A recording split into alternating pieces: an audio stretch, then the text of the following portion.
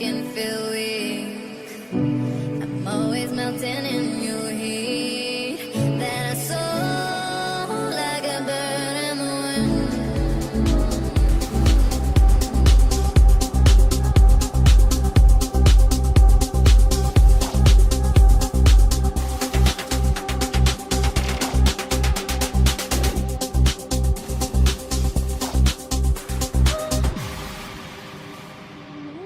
Sé que tienen las flores, llorona las flores del campo santo, que cuando la mueve el viento llorona parece que están llorando, que cuando la mueve el viento llorona parece que están llorando.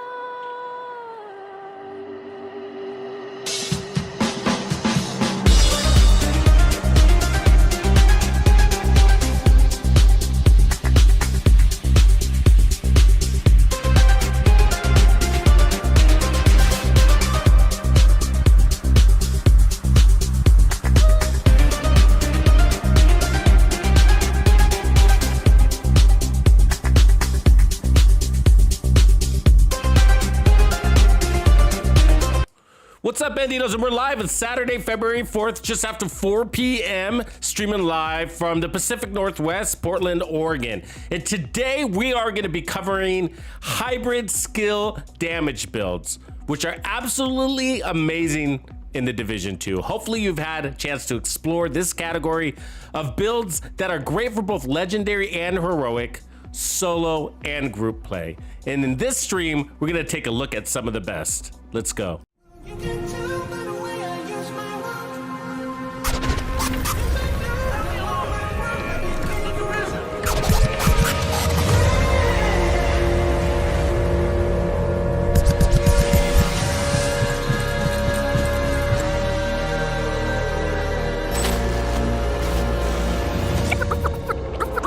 Freak out, yo!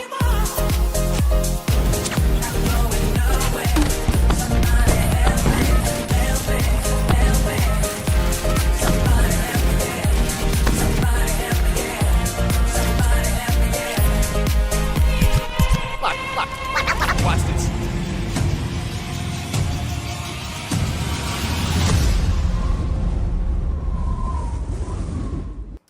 What's up, Bandidos? And we're live. Yeah, so hybrid builds, one of my favorite types of builds in the Division 2. Ever since I discovered the hybrid skill build, I really never looked back. It's always made its way into one of my loadout slots, hybrid builds. So what do we mean by hybrid build? Well, you know, the word hybrid sort of lends to just about anything. So you got, I guess we got to kind of sort of define what we're talking about here. But, because a hybrid can be like, it could be a hybrid tank DPS build, right? So it could be like red and blue, right? Or it could be a hybrid, crit skill damage build, red and yellow. Or it could be a hybrid healer skill damage build. It could be all yellow, but you're doing heals and you're putting out damage at the same time. So there's lots of hybrids type concepts in this game. But for the most part, when we say hybrid build, we're really talking about these skill damage builds. They're pretty popular. There's tons of them out there.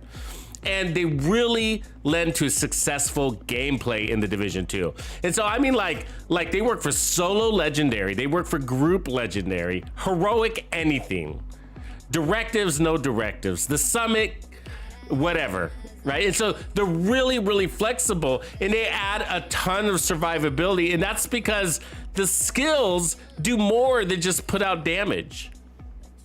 And so let's take a look at one, for example. So this is one we put together a couple of weeks ago, really as I was cleaning out my stash. And so we kind of narrowed in on a crit hybrid skill damage build. This one's sort of a classic, but at the same time, it's using some of the newest pieces that we've gotten in the game, the newest brand set, which is the Brazos brand set. So it is an updated version of a classic hybrid skill build. And so what's hybrid about it? Okay, so sort of the ultimate goal in many of these hybrids is really to bring in a balanced primary weapon with the skills. And the devs have aided to this over the seasons. Okay, so back in the day, well, like the original skill builds, well, what they were like was they were really strong skills. And so what ended up happening was the user, the player, would throw out their skills and they would sort of just hide behind cover, maybe popping out a shot every now and again to, like, you know, activate spike or something, which is a talent for a weapon. And so this is back in the day when we didn't have as many options. And so what the devs decided is like they wanted skill users to be more active because this is a shooter first. So they wanted skill players to be shooting their primary weapon more. And so they started introducing hybrid primary weapons to support skill builds. And so one of those, and a very popular one, and that's really on the top of the assault rifle ranking list, whether you're running a hybrid or not, is the capacitor. And so it's an amazing gun. And if you read into what the devs are trying to get us to do with it, is they're saying, hey, run crits with this. Look, we're going to give you 10% crit chance and 30% crit damage. If you don't run crits with this, wow, that's a lot of crit damage and crit chance you're putting to waste. So if you really want an efficient build, try running your capacitor with crits. You don't have to, but we're giving you an incentive to do so, right? And that there would make this weapon alone a hybrid skill damage primary weapon. And that's because of the talent. Okay, so it comes with capacitance, which gives us 60% skill damage. And the assault rifle is powered up by 7.5% per skill tier you have on your build. So they're giving us a more powerful primary weapon that also powers up our skills from stacks, which means it's encouraging you to shoot so you can maintain those stacks, build them and maintain them. And then it's an interesting weapon. This one comes with damage to armor and health damage. Very powerful weapon. Okay, very powerful weapon. And so it's got an unusually high damage to armor number and about half as much health damage as a normal assault rifle. So twice as much damage to armor, half as much health damage. So it's an unusual assault rifle. And so really great for legendary builds. And so with this setup, what we've done is it's really easy to make hybrids. Let me just lay this groundwork, okay? Hybrids, the reason why they're so popular is because they're really easy to make, and because they're so easy to make, you can have lots of different versions that are equally as powerful, but offer different strengths. And so an example is like skill tiers. So most of these skills, so the turret and drone are really popular for hybrid skill builds. You know, so we call them ballistic skills. And so they're mostly driven by skill tiers. So as you can see, one skill tier gives us 20% damage and then plus 20% damage as you go up. And then also skill health, which you wouldn't think is important until you get into legendary and you see 3 chungas focusing on your turret. And then you realize how important that health is. Otherwise they'll bust it out of the ground. So skill tiers. So for basically, if you have 6 skill tiers on your build, then you've got a maximized turret. And then from there, the choice is you. Do you want to load up your weapon or do you want to load up your skills even more? By working in your different brands, attributes that give you skill damage, such as the Empress, Wyvern, or do you want to run Fenris and load up your weapon? But for the most part, it's really easy to make very strong skills. So when it comes to hybrids, what we're trying to do is give ourselves a stronger primary weapon. So that will basically, it's sort of an offense lends to a good defense kind of thing. So when enemies kind of like, when your skills are down, you still want to feel powerful, or when you got somebody flanking on you, you want to be able to shoot them down with your gun if your skills are otherwise occupied, stuff like that. So you want to feel equally powerful with your primary weapon, so to speak. And so, but really it's a triple threat. And the reason why skill builds are really strong, like when I go up against skill builds or when I play with friends that are running skill builds and I'm running the strongest assault rifle builds in the game, you'll see that we go neck to neck at the end of the game. And sometimes the skill builds even win when it comes to putting out more damage and more kills.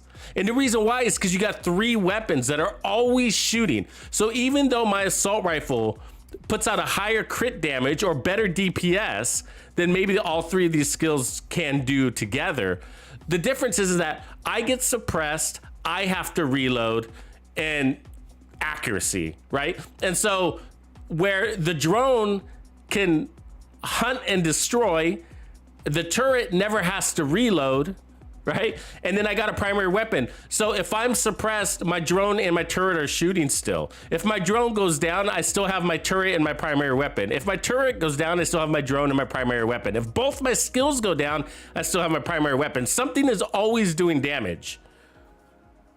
And at the end of 12 checkpoints, a legendary mission, it equates to a lot of damage. And they really stand up against DPS builds, both in survivability and just damage output and kills. So really, really fun. And so what we're gonna look at today is not just this skill build, but some of the best skill build, hybrid builds, I should say, that we've put together over the years. Some will be modifying, some will just go because they are just perfected as they were built, right? So anyways, let's take a look at this one. This one's gonna be a good one. And so what we'll do is kind of just do a few little test runs, just kind of demonstrate what they do real quick. We don't need to complete any mission or anything like that. And then, you know, we'll do some full gameplay, you know, legendary missions. And so if anybody wants to jump in, then we'll do that. Like Dragon, Dragon, if you want to run some legendary with me, that'd be cool. Anybody else that's down, we could use a couple more players. So, anyways, let's take a look at this one. So this one's a hybrid skill damage crit build. All right, and so we got 55% crit chance, 121% crit damage, which is pretty good. If you know your capacitor, you should know anything over 100% crit damage feels pretty good for a capacitor. Okay, and that's because it's got that 12% armor damage, and then it's also got the basically 10% health damage as well. So all of that combined makes that weapon feel pretty good. All right. And so as far as skills go, so the base damage of our turret is 93,000. That doesn't sound like a lot, but that's going to go up by 60% because of the capacitor. The capacitor is going to buff that by 60%. And then it's going to go up by 25% amplified damage. And then we also have 30% skill efficiency, which is going to, skill efficiency includes skill damage, skill haste, skill duration, all that fun stuff. So that's going to buff the turret and the drone as well, of course. And then we're going to have the 3% armor regen, which is a good amount of survivability for a build like this. These are really this is really a play from cover build. And then we're going to drive some more weapon damage with the 30% weapon damage. And then we got 6 skill tiers, as you can see, and I'm using the Brazos to give me an extra red core. So we got 3 red cores here. That makes a more powerful primary weapon. And it's got skill haste and skill tier.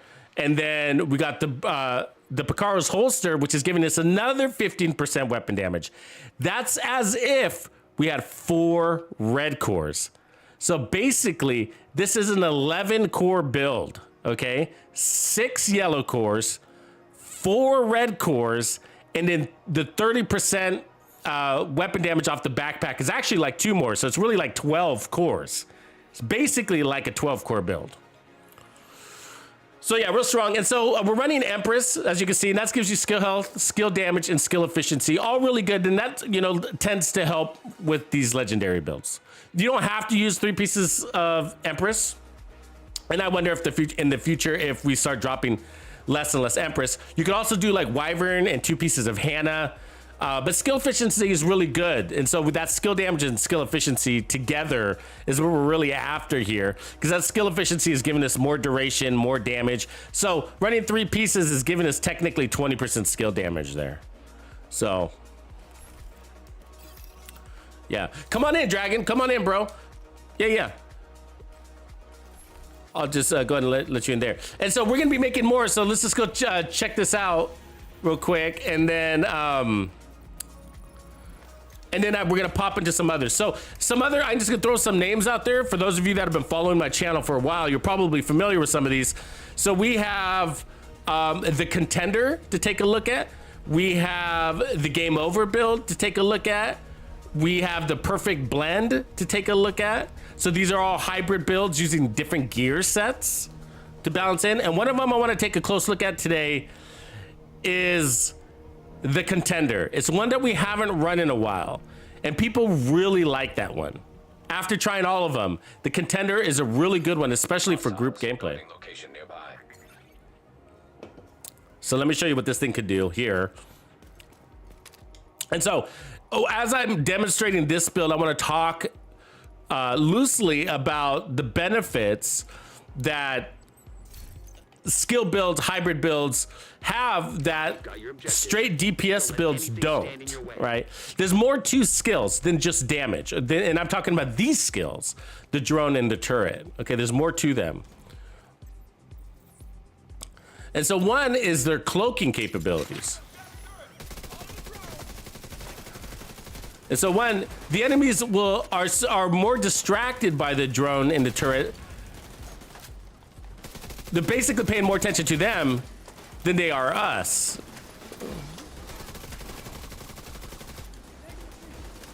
And then we can use that to our advantage to have more freedom on the battlefield to move around.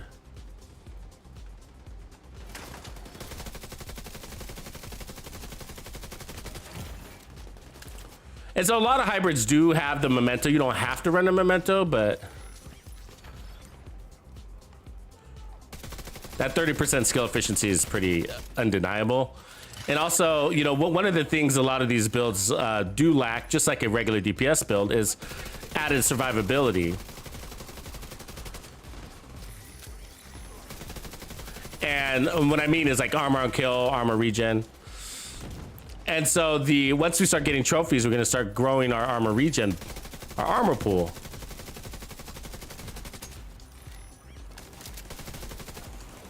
And so you are playing from cover for the most part with this particular build. Some of the other ones are a little bit more out of cover, depending on which one we're running.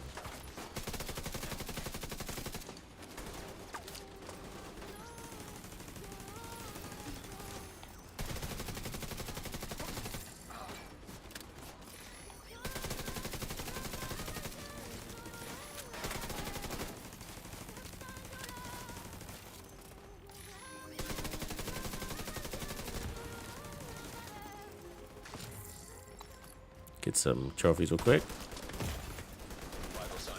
Oh, I took a risk. I knew I was taking a risk, but I thought I had it. My bad. My bad. Just stretching my thumbs. Still need to stretch my thumbs. You've got your objective. Don't let anything stand in your way. I think you can find the targeted loot areas in tier 5. Yeah. What's going on, Cowboy? What's up, everybody? Wolfpack. Yeah, I don't use the mechanical animal too much. There's a few builds that I do use it, but the mechanical animal is actually a really good, at the very least, second weapon. I do agree with that. I just tend to stick with my my capacitor, because when you switch out of the capacitor, you lose your stacks.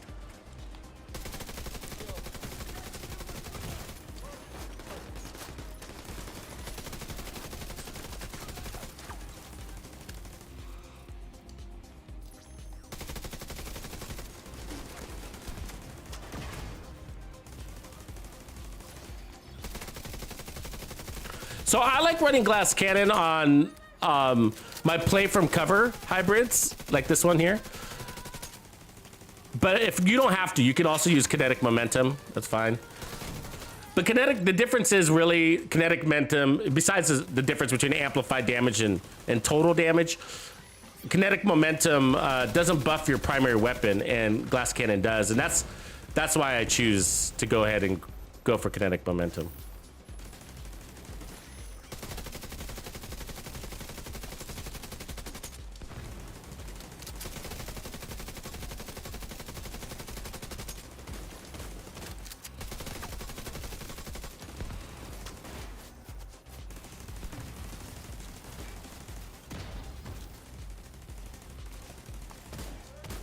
When I plan on playing out of cover a lot, you know, with hybrids, I'll build in either armor on kill or I'll use kinetic momentum.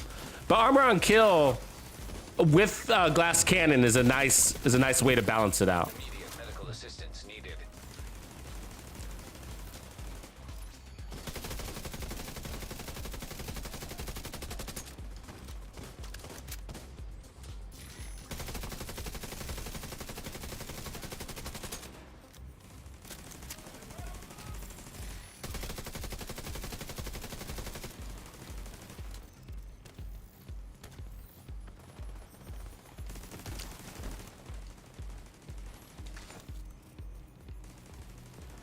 Comes the next wave.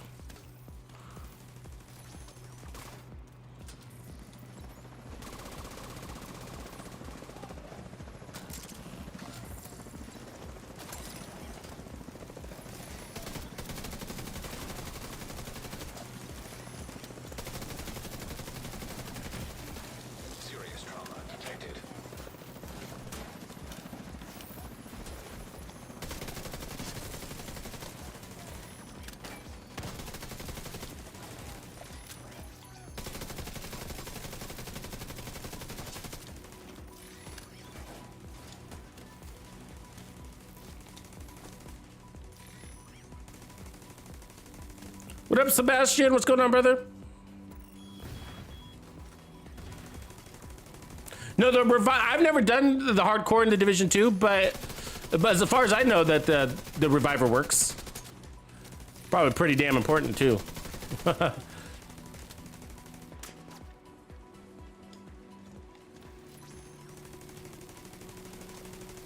some of my trophies real quick.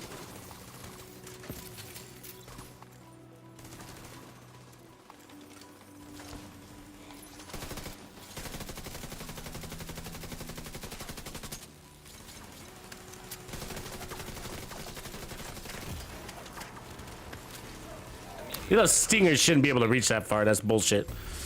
Agent incapacitated. Agent deceased. I don't typically play from right there. Yeah, Ricardo, and the crashes or DC counts as a death. That's the thing. I think like you really want to play. I think this, as I understand it, they play in very like limited sessions, as far as I know. You know what I mean? I think they don't push their luck. I don't know. Can anybody speak to that? Anybody do hardcore? Like, how do you guys manage your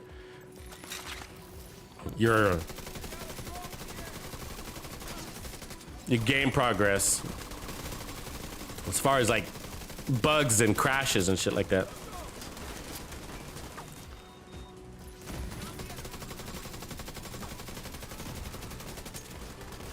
What's going on, Smits? What's going on, brother?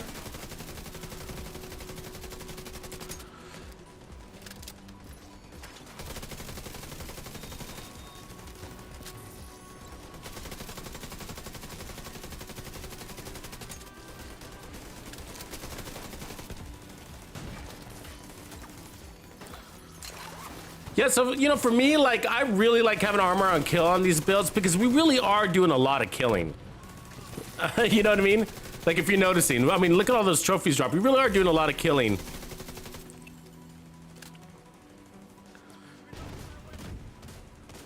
And so some of these other hybrids we're going to take a look at take advantage of that.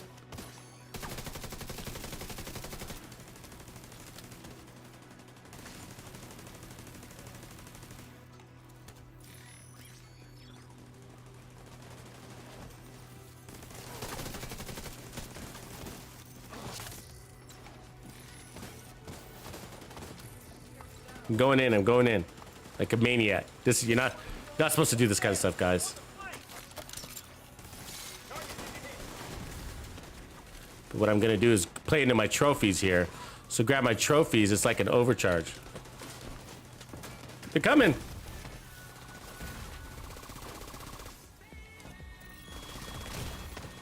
Oh, come on, fucker. Oh, whatever. What the? Fucking had that. What up, RTSM? What's going on, man? Good to see you live.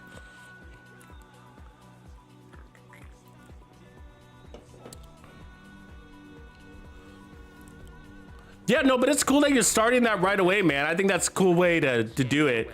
Especially before you get to where we are, where we're, you know, one of the things that stops a lot of players from doing hardcore is, like me, is that all 4 characters are dedicated to, you know, loot. You know, we become whores.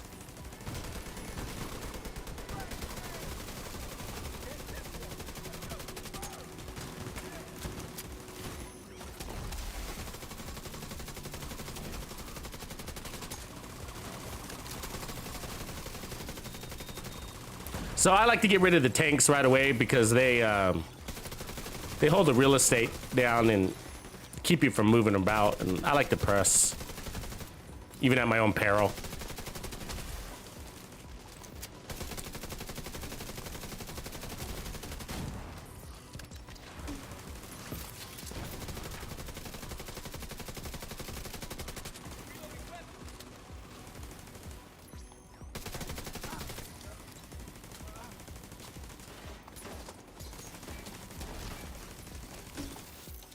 Incoming.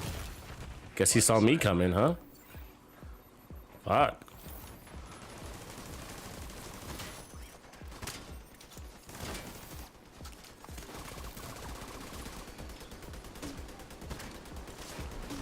Still a tank alive.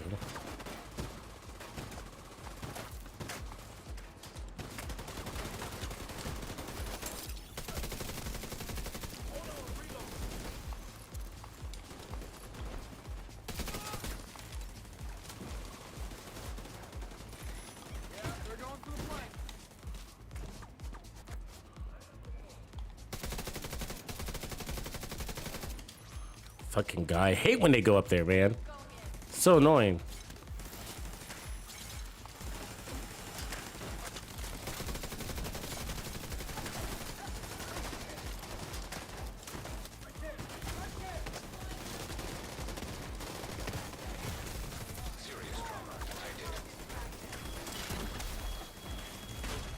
Ah.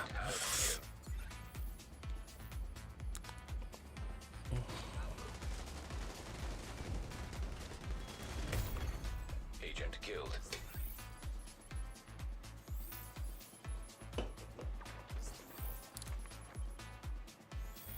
What up, Sam Lord? Thanks for saying hi, bro. Agent down.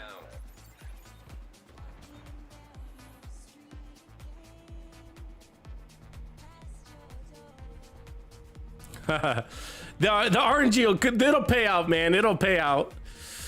Open world, man. Open world is what I do. You know, things have changed, bro. Like, I've been saying this too. Like, it's not like it was, you know, 6 months ago, whatever, you know. Like, the thing is, like, with all the seasons, with how the game has matured, it's like RNG sucks for everybody now. And the reason why is like, it's the gear sets, it's the number of exotics we have now.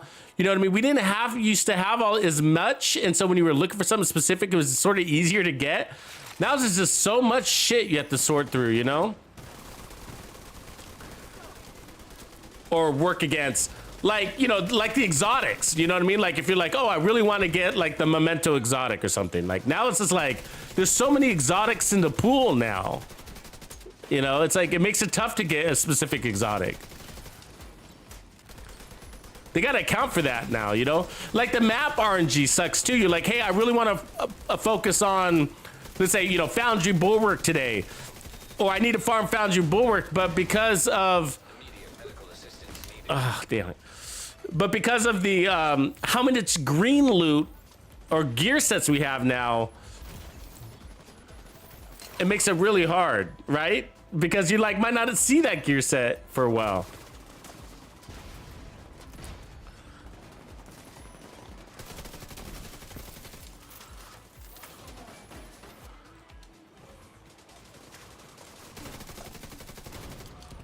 I don't know why this is so hard right now. Normally we get through this in a single clear.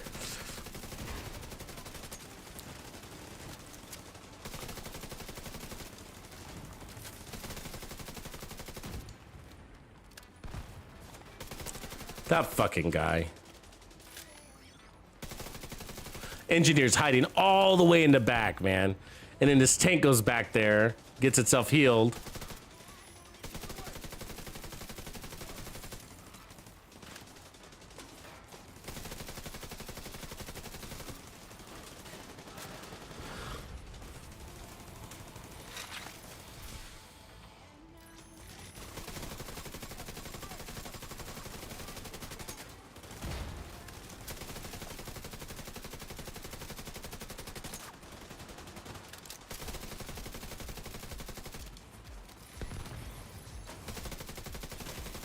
That gold engineer is, I think, the guy that I hate the most in this first checkpoint. He's always hiding in the back, or he goes up stairs and hides up there. It's super annoying.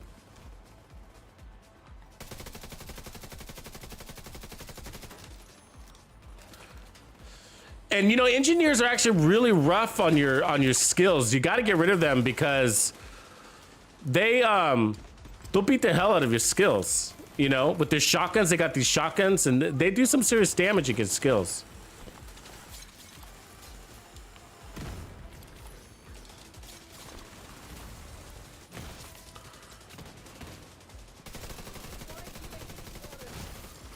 keep getting taken out by these rushers.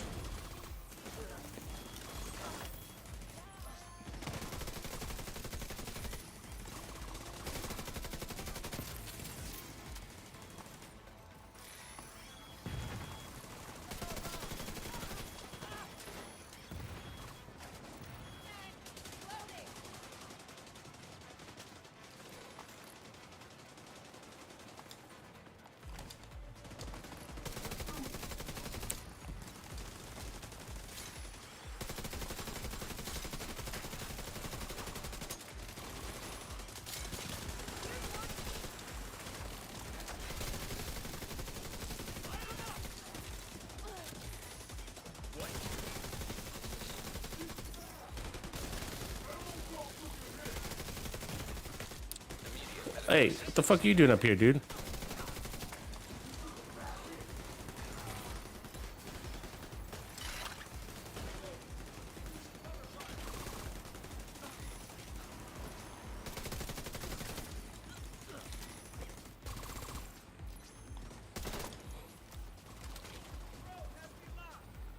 Yeah, the white uniforms are legendary enemies, so you only see them in legendaries. It's the Black Tusk, it's the elite version of the Black Tusk, and they wear white. Yeah, so you only see them in legendaries, so you can see them in the summit or legendary strongholds. And we now got 5 legendary strongholds. So you got District Union Arena, Capital Roosevelt, the Zoo, and Tidal Basin now. So let's see. It shows there's a bunch of trophies here, but I don't see any. Oh, there they are. Okay, let's get in there and see. We should have our full trophy set. Yeah. The White Tusk, the Notorious Tusk. So yeah, they're the same, just a little bit more annoying. You know what I mean? They're just a little bit more annoying. They got really strong healing stations. They got the Chungas have stinger hives.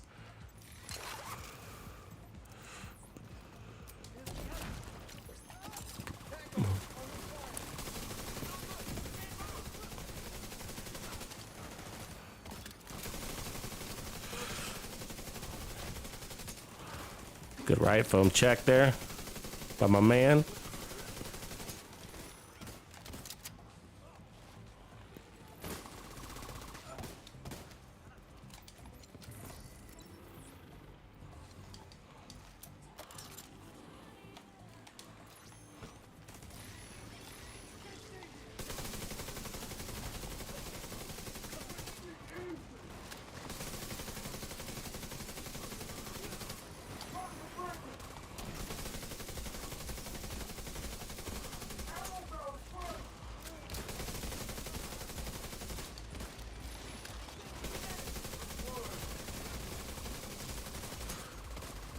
So they're not shooting at us. That's the power of hybrids, right? They're not shooting at us, they're shooting at the skills.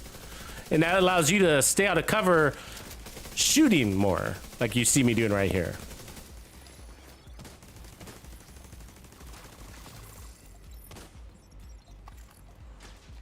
And I call it cloaking capabilities. It's not really cloaking, that doesn't exist in this game, but that's what I call it, because that's sort of what it gives you, right? It gives you the ability to be invisible to the enemies by properly placing your skill in the right place.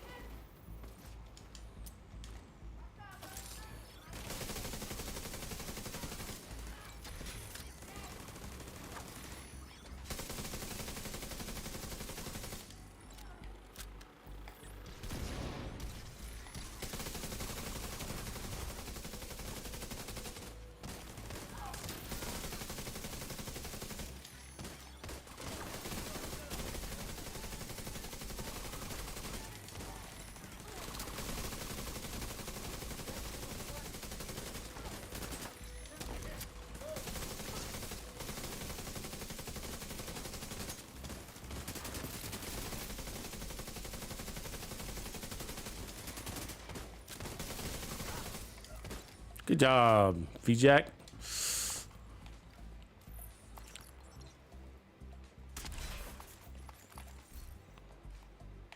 So that now that we're loaded up, so after the first checkpoint, you know, we have all of our armor regen, you know, so it allows us to play a little bit more comfortably.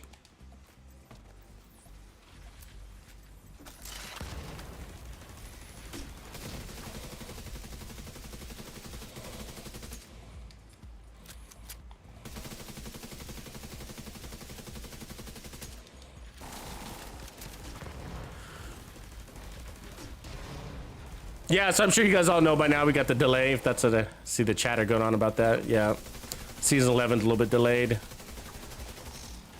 We don't know when they're gonna change that. I mean, release that, but.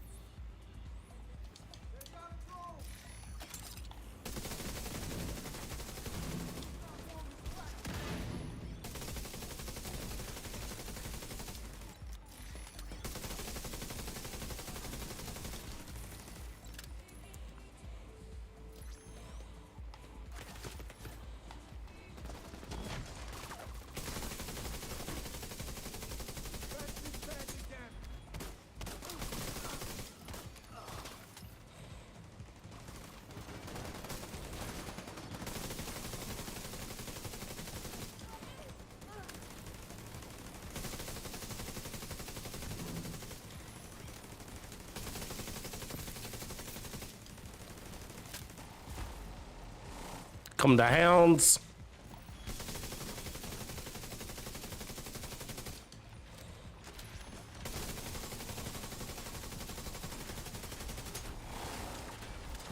The drone isn't. My turret's not shooting at it. It's just sitting there. Pick it up, move it. It's locked.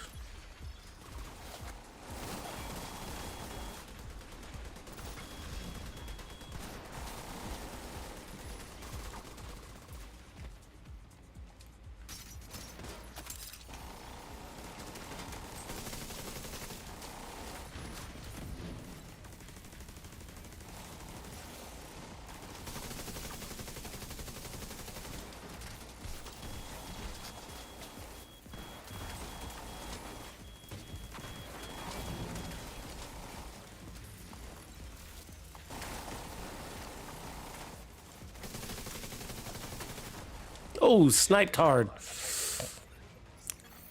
Agent incapacitated. Aaliyah, what's up?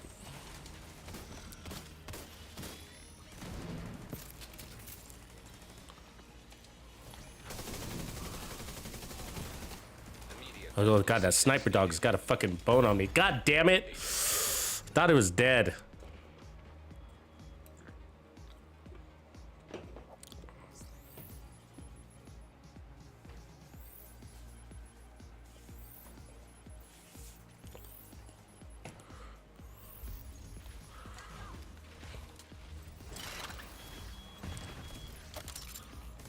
I can't get that. That drone lady's been hiding in the back forever and I couldn't get to her.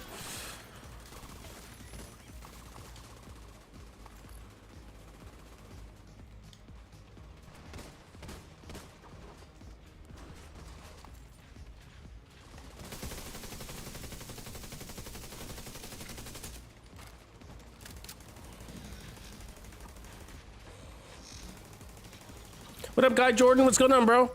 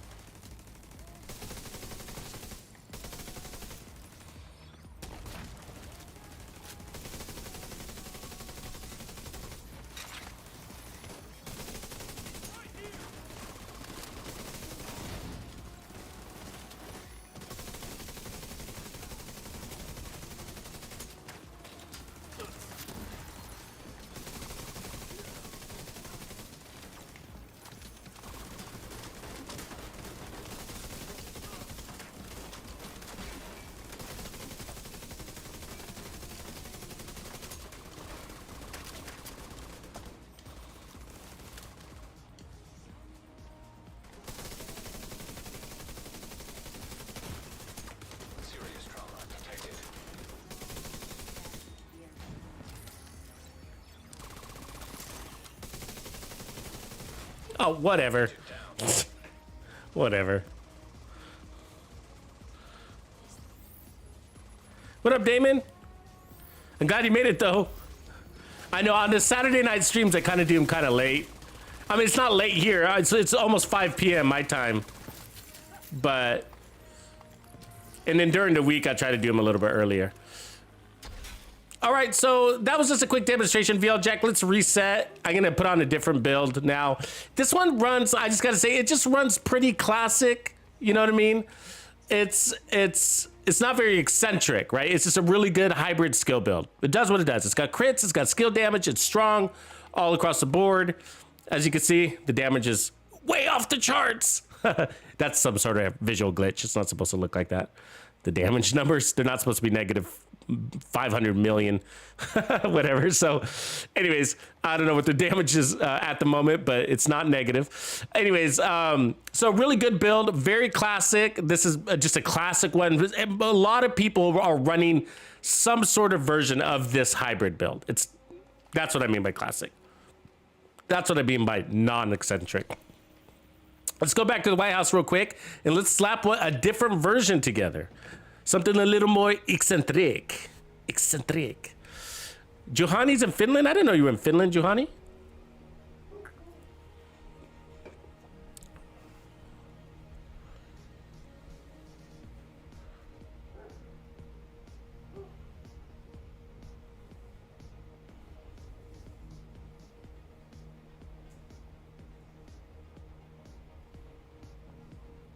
You know, Wolfpack, I don't really play into overcharge too much. You know, I'm just not a big overcharge guy. I just, you know, I have one build that I do use overcharge on, and you know, and then that's it. It's actually an Umbra hybrid one. But I'm just not big on the overcharge stuff. I'm more into kind of just like the reliable damage, you know. But yeah, this build, that's what I'm saying. That's what I was saying earlier. I mean, it's a pretty classic hybrid skill build, and you know, it doesn't have, all it's running on is the 3% armor regen. That's the only added survivability it has besides a really good time to kill. You know, so with this build, yeah, you're either gonna have to play not as aggressive as I am, and if you kind of play a little bit more relaxed, then you won't have to use armor kits. You know, just rely on your 3% armor regen. But I play pretty aggressive, and that gets me. I'm earning myself more damage, you know what I mean, so to speak. And so, you know, you could take it a little bit easy and make sure you put some spacing between you and the enemies more than what I do. But as you can see, we were pressing the helicopter. You don't have to do that at all. You know, you don't have to do that. So let's take a look now at the True Patriot version one. Okay, so the setup will be quite similar, but we're gonna get some added benefits on True Patriot. So in True Patriot, this skill build we've named it the Contender because it's sort of done a really good job holding its own against some of the other hybrids that we've put together, and that's why we call it the Contender. So there's an actual build video I've made on this one, so you can check that out. Let me see here real quick. Let me get this together. I lost my gloves apparently, so my gloves won't be exactly right, but we'll be really close here. So let's see. And then on the chest, probably a wyvern if I have it. The bellstone could also work. See if I have my wyvern on me. Hopefully I do. I just have to go snag it. The Cheska could also work if we wanted to run crits. I don't normally run crits on this one. Perfect Sacrifice would actually work too. But let me get my wyvern real quick. I'll be right back, VL Jack. I gotta grab my wyvern.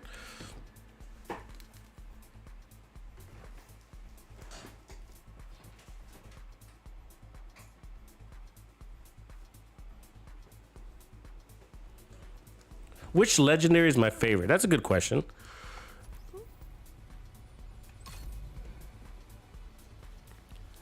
I mean, I think it probably is District Union Arena. I mean, I like the end boss. I think he's the best boss to fight. And I also like the rooms, how many chungas. Everything feels really balanced about DUA. You know, you start outside and, you know, you get in some real close quarter combat situations. The layout's really nice. I also like Roosevelt Island, though. I really like Roosevelt Island. All up until you get to the boss. I mean, there's a couple of places in the Roosevelt Island that I don't like. One of them is that place where you're fighting nothing but warhounds. I feel like that's just a big waste of time, and it's kind of annoying. And then the other one is I don't really like the boss stage at that one, especially when you're playing with randoms. Sometimes you have a bunch of like randoms throwing in. They want to stay at the wall and put their turrets up at the wall. That's just like, oh, I get so annoyed with that. It's just really boring way to play it, you know? It's like, let's get in there, man. What are we going to lose? You know? Let's get in there. Cause some trouble. You know what I'm talking about? The end of that. But otherwise, yeah. I mean, I like them all, to be honest with you. I mean, Capitol building is probably my least favorite, though. It's pretty boring, Capitol building for me. You know, I like the lawn, but once you get inside, it's kind of lame. I feel like they don't really give you really nice cover options in that, so you end up standing at the door a lot, you know, of the room and just throwing your skills in there. And unless you're playing with a really good team that can like compress, you know, the enemies, like, you know, by running to their spawns and killing them in the spawn, you know, but you don't always have that opportunity. But yeah, I love Roosevelt Island. I actually like the zoo, and I like Tidal Basin too. I like Tidal Basin. I don't get to play Tidal Basin a lot because my map is always locked up. You know, I don't do my invadeds, so. But. All right. Let me get VL Jack back in here. But we can switch it up to the zoo too. I don't mind doing that. Let's see here. The reason why you don't see me doing the zoo a lot is because you have to do a helicopter ride. So, like, if I want to do like a quick change to my build, it's a bigger process. You know what I mean? Like, I have to fast travel back and take a helicopter ride and all that shit. Where if I'm at District Union Arena, I can just pop over real quick. And so that's why, you know, for build videos or for demonstration live streams, that's why you see me doing District Union Arena a lot. It's a quick back and forth. The only downside about District Union Arena is they don't give you ammo at the door.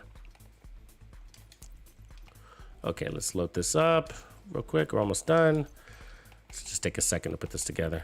The cool part about these is I think they're all really easy to build and to farm. Especially with Countdown. When I created these builds, we didn't have Countdown. Now that we do, way easier. Okay, so let's add a couple more skill tiers, and then I'll walk you through it real quick.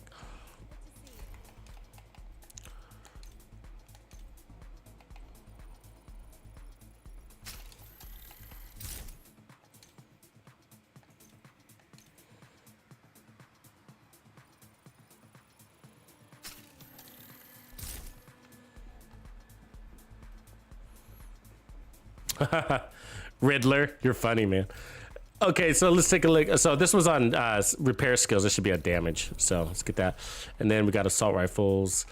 And okay, so this is called the contender build. And it may not be exactly how I originally created it. But again, some of the same components.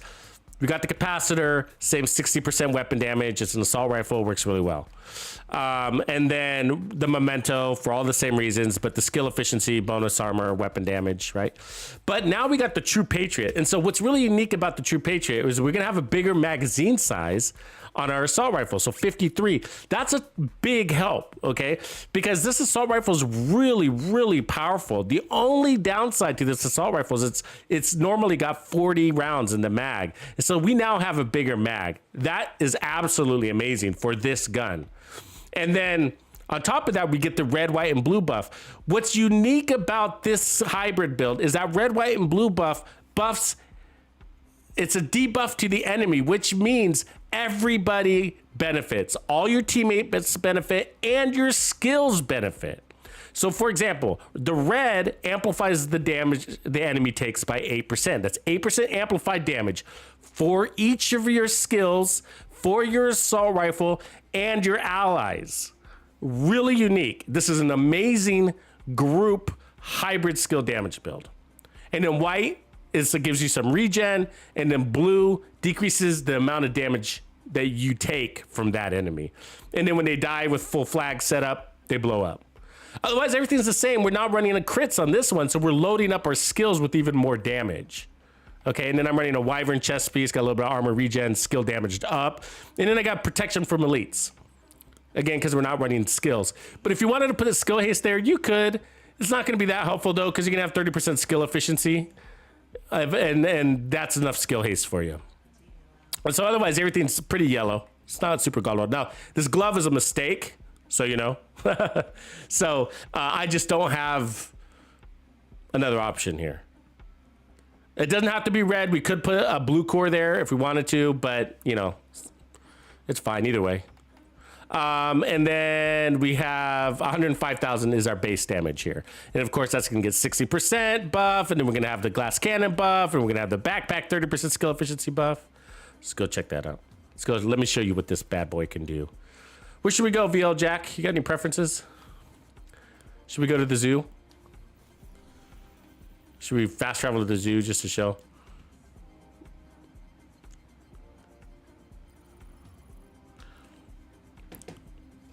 Just to get a different look.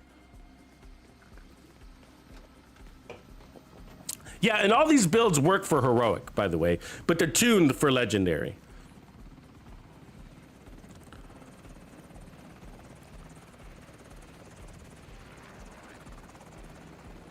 Yeah, so for the I like both the new legendaries. I like them all. I do. Yeah. It's just I just don't get to play title bases as much as I want to. That's the only thing.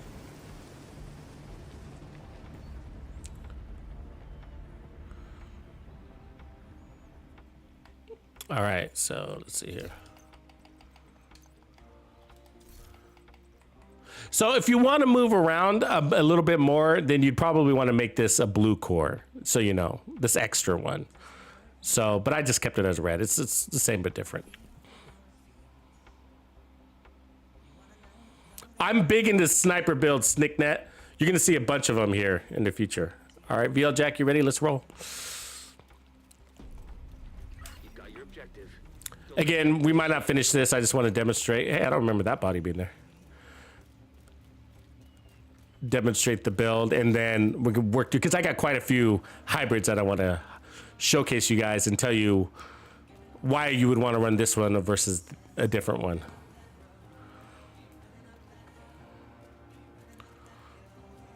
So I like to play forward here on the left, and then I put my turret right about here. You can snipe from here too, by the way.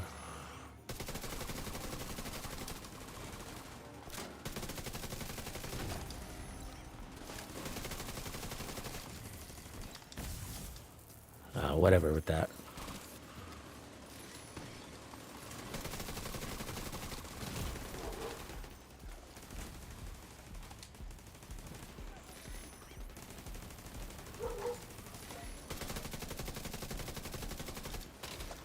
So you want to be shooting. So that's what makes it a really good hybrid, is that keeps your weapon active. You got a reason to use it. You're debuffing that enemy.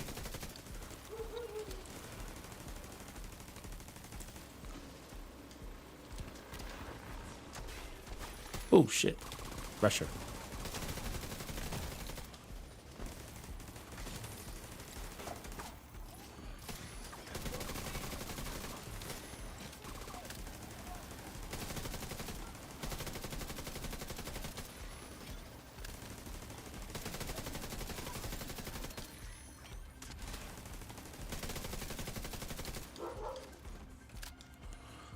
Yeah, it's been a while since I've used this one. It feels pretty good. Most of the, like, if I'll put this in order, that one that you just saw me run at District Union Arena is probably going to be sort of on the bottom of the list compared to the other ones that you're about to see. And that's because it's pretty standard and it works great. It works great. I'm not saying that it has nothing to do with that. It has all the power that you need, and survivability from that perspective. But these other ones are add a lot more flexibility, capability. You know what I mean? Or team support or something like that. VL Jack, I'll get you in a second, bro. I'm just gonna weed these guys out here real quick.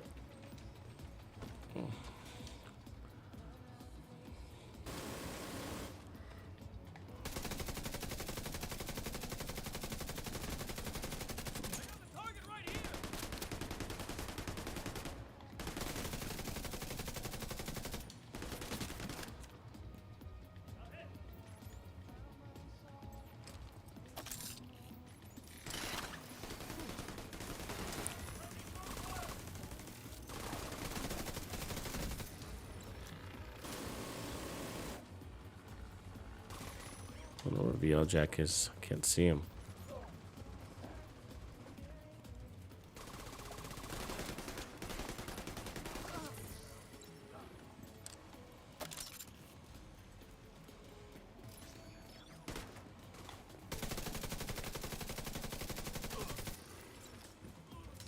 They get him up automatically? I think so.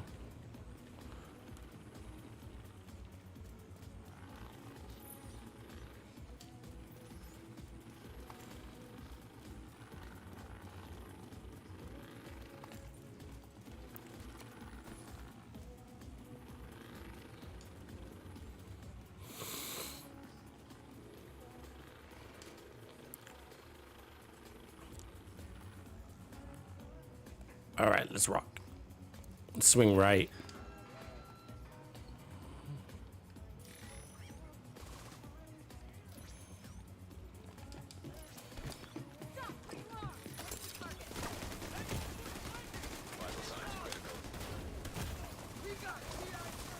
Oh, come on. It was behind the pillar.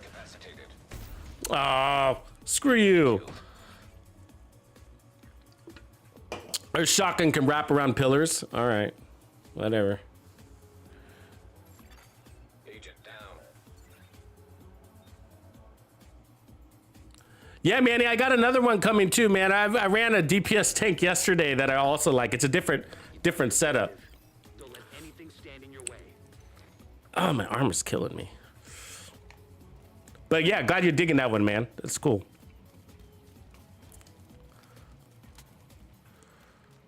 They don't give you very much ammo when you restart here, huh? You seen that?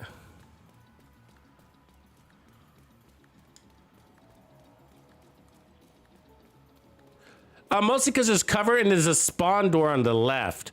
So if you park it on the left, you can get that spawn happening on your rear. I'll point it out to you when we get to it. But there's a door that they come out of.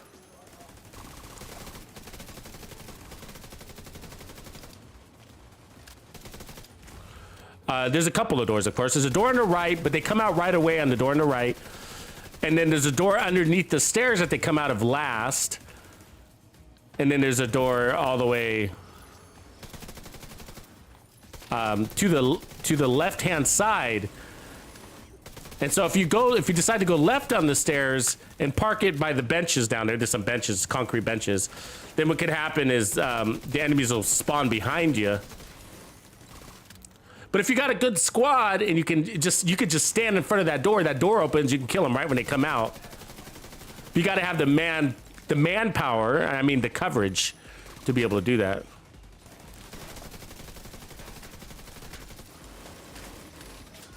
Got to be at multiple places at once.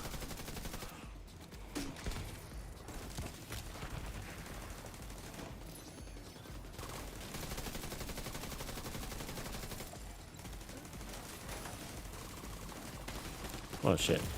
Let's see them coming. Medical assistance needed.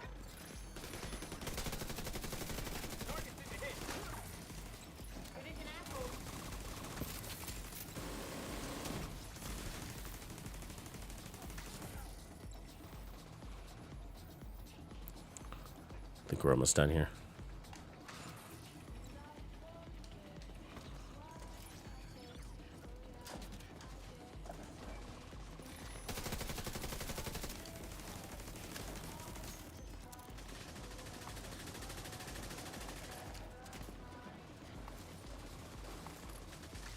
Trophies.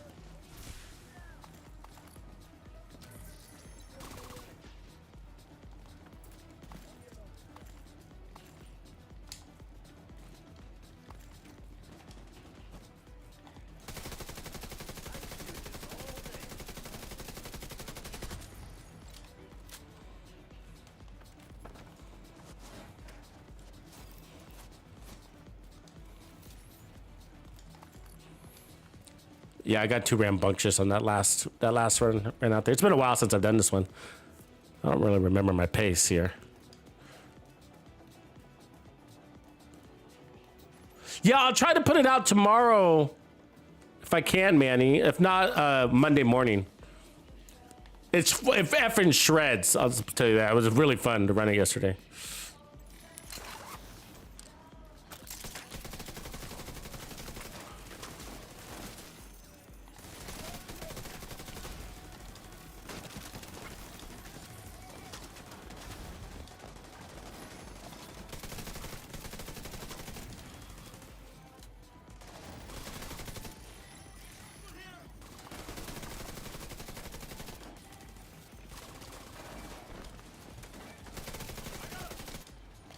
Get up there, drone. Slow ass drone.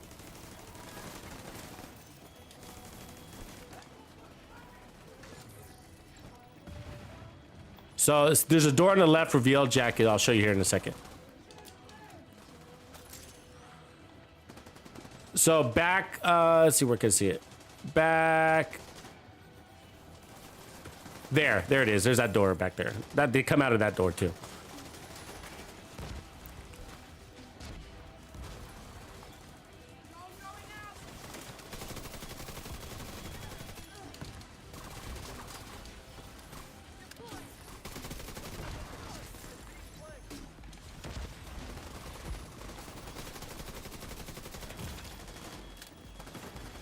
Serious trauma detected.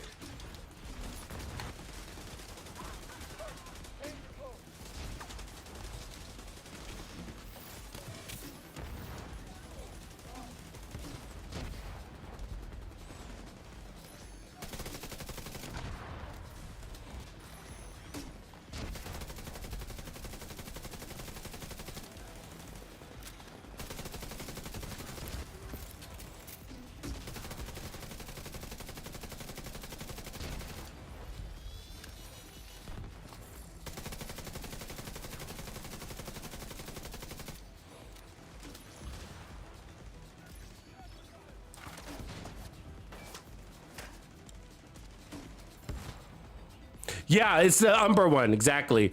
I think we were at 1.5 million armor, and I think 39% protection from elites on it, memento backpack, and then I was running the chameleon.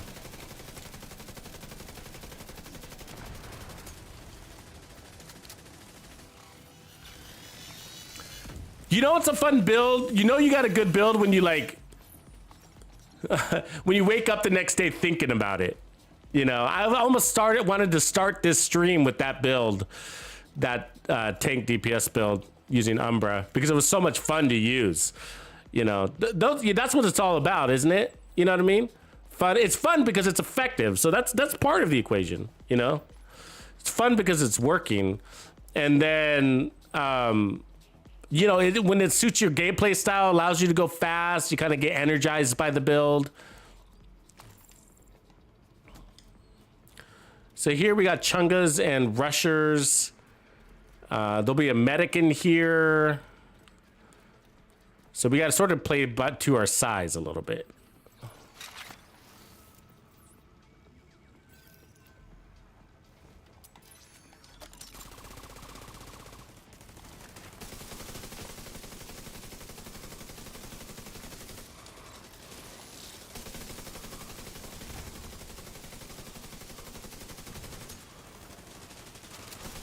The real threat's sort of the medic, I gotta say. Of course, you got the healing station guy, but I mean the drone operator.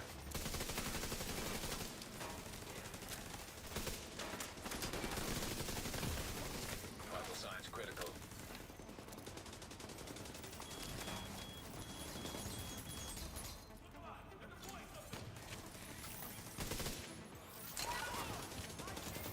Watch your right.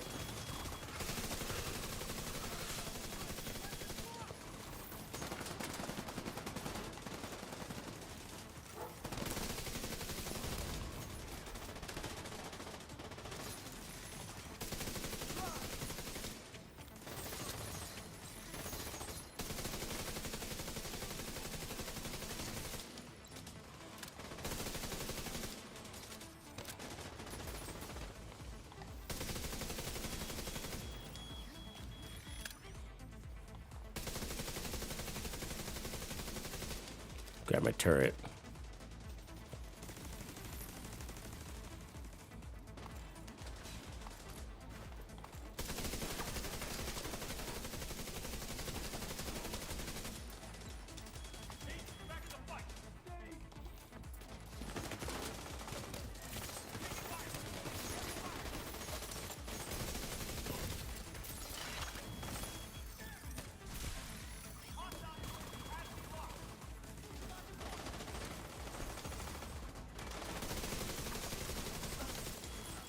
Oh, there's 2 medics.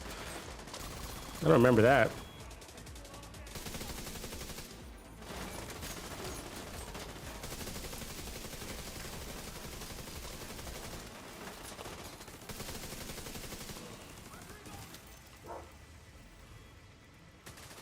We can find that healing station.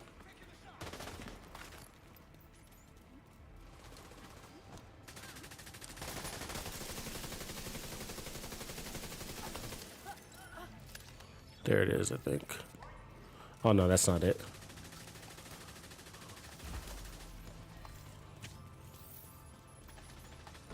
Oh, there it is.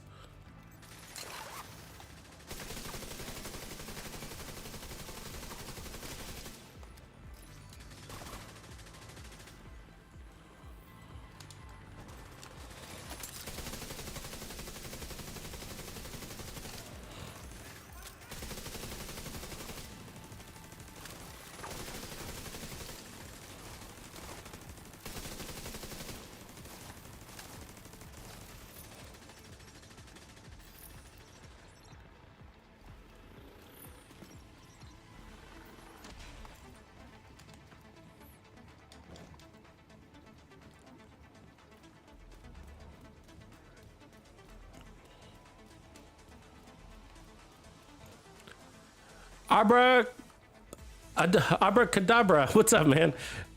Just followed me on Twitch, found me on YouTube. Thanks for the great work. Tux helped me out and a friend out a lot. Cool, man. Appreciate that. More to come, more to come. We're just about to get busy here as soon as they go ahead and release that damn season 11. When are they going to do that? What do you guys think? Week out? A week out, maybe?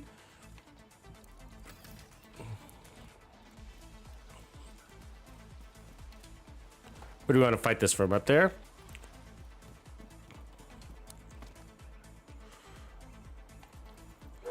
I don't know where we fight this from. I don't remember.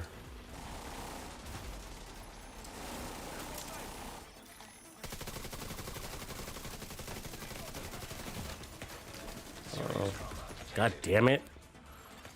Oh, what the fuck? What kind of angle was that they had on me? You know what I mean? Like, I was behind a rock.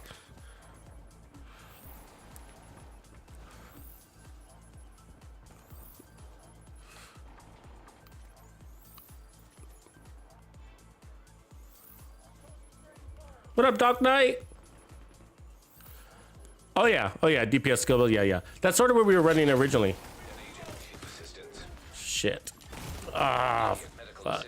Yeah, I'm not getting up from that one.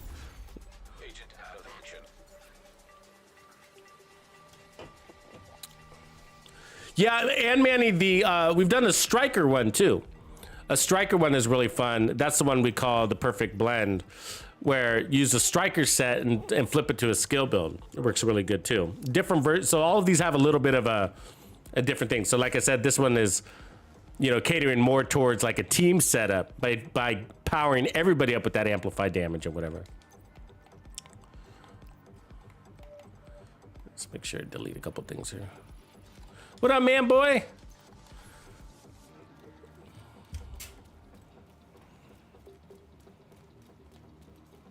Well, you know what? Actually, we could just let me just add a couple people to this. Let's do that.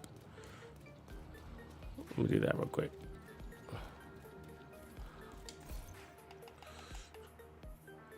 Left trigger, match make. Okay, there we go.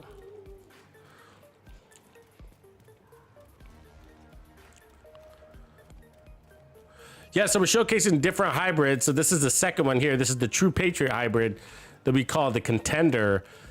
And a lot of people, you know, tried all of them and stuck to this one, which is interesting. You know, which is, I thought was really interesting. I think a lot of people found this one to be their favorite of the hybrids. Yeah, Jordan, jump in, man. Hurry up because we're matchmaking. But jump on in, bro. Do you already have me added as a friend? That game should be open. I think. Let me double check. Yeah, it's open.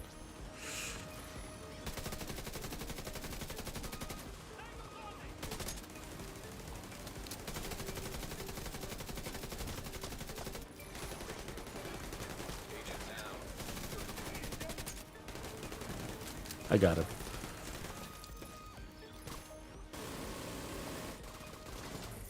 Except for that big ass puddle of fire.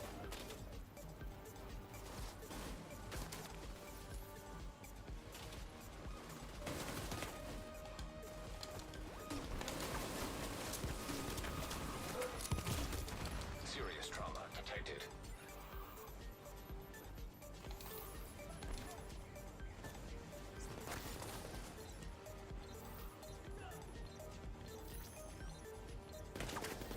Really? You can get me from there?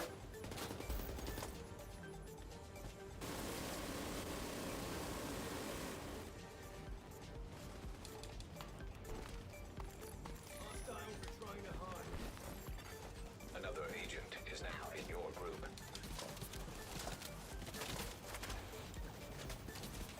Oh, you are? You should run into Patriot. Cool. Yeah, that's what we got on now. So it's True Patriot version. I lost my gloves, so I'm sort of makeshifted a little bit.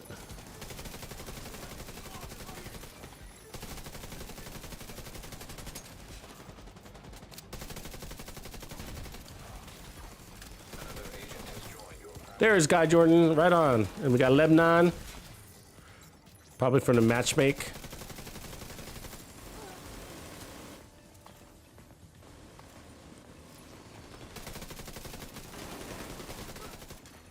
An agent needs assistance.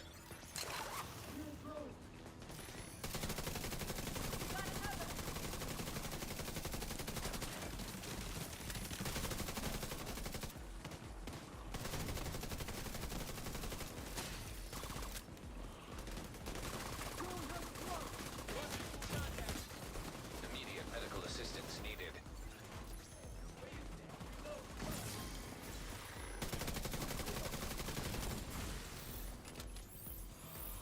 I think we're just down to one.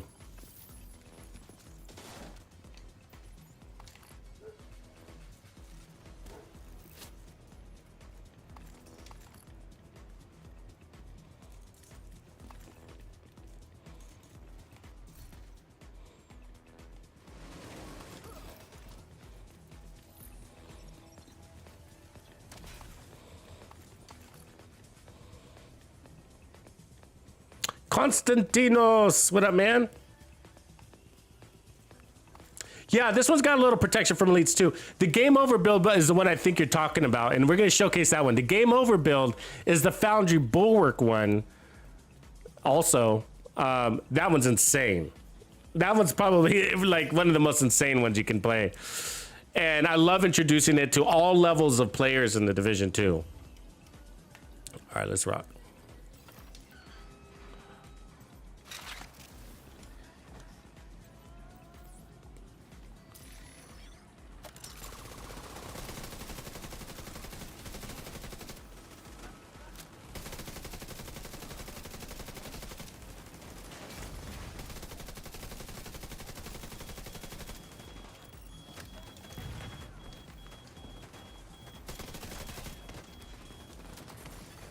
Agent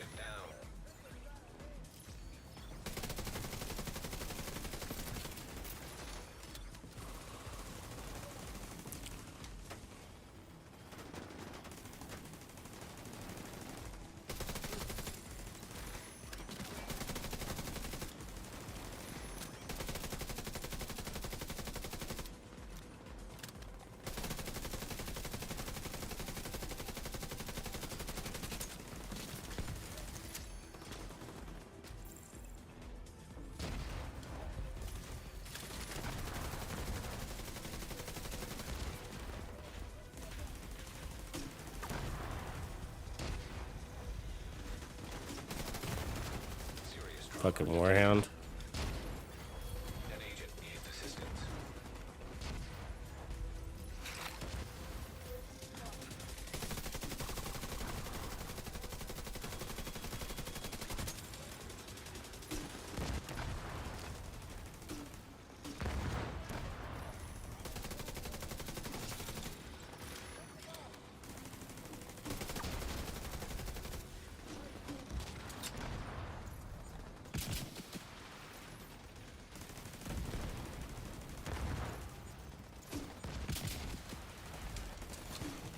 Agent down.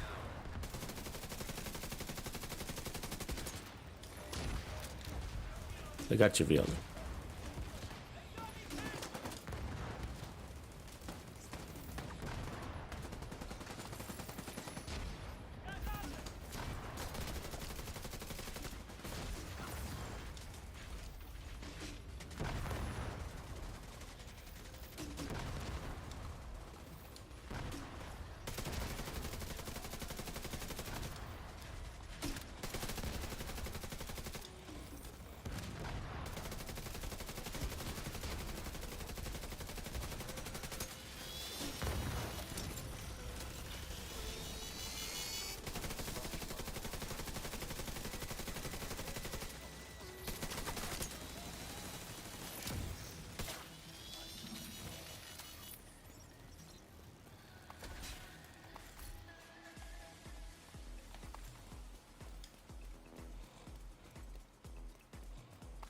Yeah, there's the other one called the Hitman build. Not a lot of people have seen that one because it's a members only build, but it's that one's pretty cool too. It's one where literally you're like an assassin because it uses the sweet dreams so that you can run up and take out critical targets with a single hit. And there's a lot. Most of those critical targets are actually non-elites, and so it's like a purple veteran, a drone operator, purple veteran medic, purple veteran healer, station guy. You just go up and one tap them, and you got like insane levels of survivability to be able to literally run out of cover in legendary through a group of enemies, run right through a group of enemies, and go sweet dream somebody to death.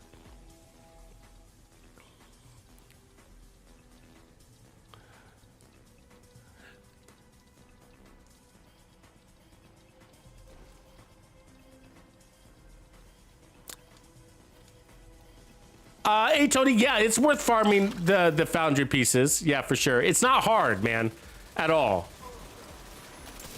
I mean, like yesterday, foundry was at wherever we were. I can't remember where we were playing yesterday, but I got so many foundry backpacks, it was insane. Really easy now. The raid exclusives are not hard to farm. But yeah, you need the backpack and chest, because if you decide you're gonna want to be a tank, like a true tank build, then you're gonna want that. The backpack and chest. Like a real tank would run that.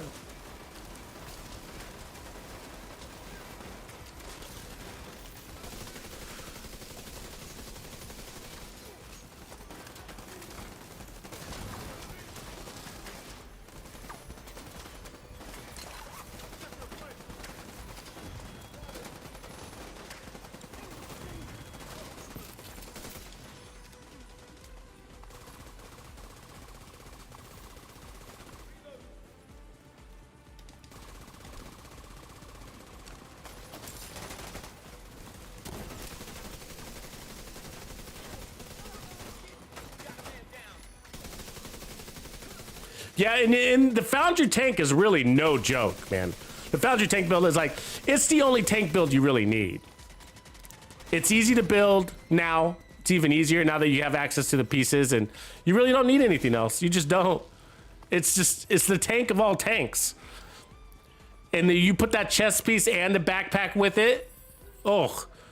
And then I would run probably the Catharsis Mask.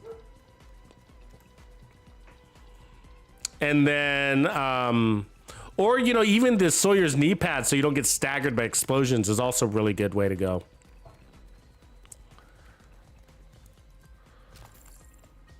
And then run Technician. Go Technician.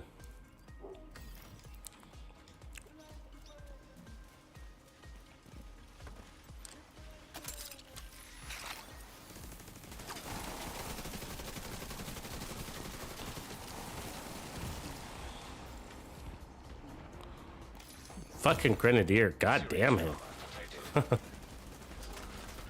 Following me with the shit, you know?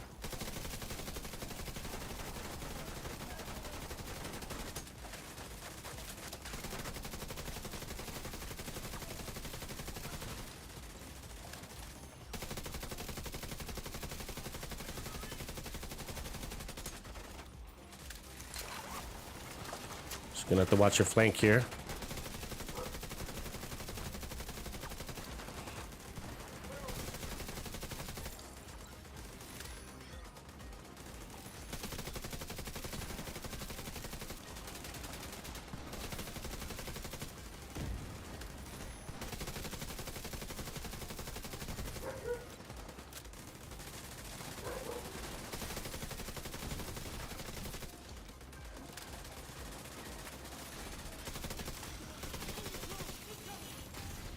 System malfunctioning.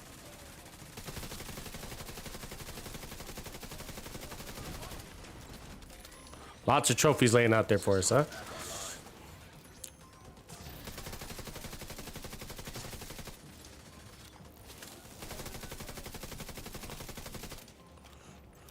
Tells you this build does a good job of getting its kills.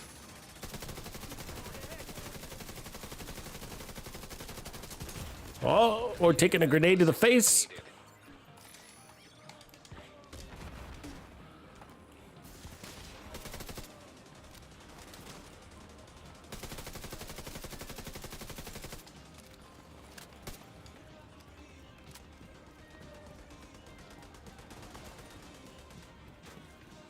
Find a healing station somewhere, huh? Fucking look at this mighty, mighty healing station. It's huge.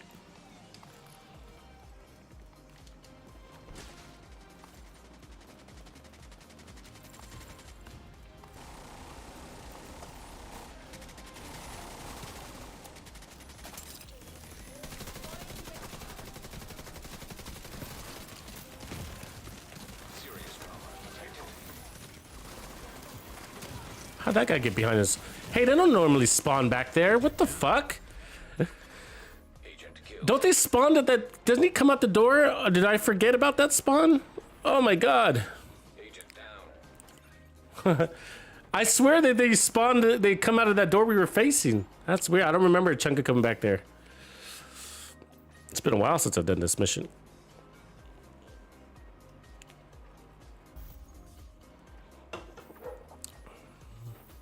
Puts the team at a disadvantage. You got two guys down here.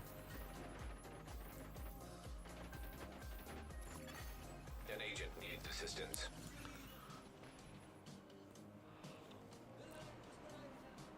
Oh no. It's alright. Fresh start.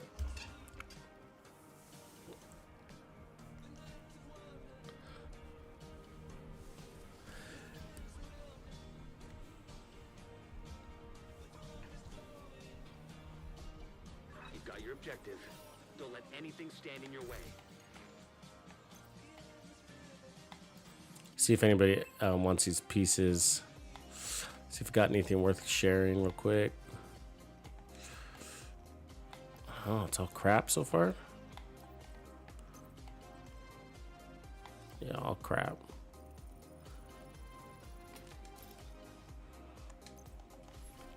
All right, let's rock.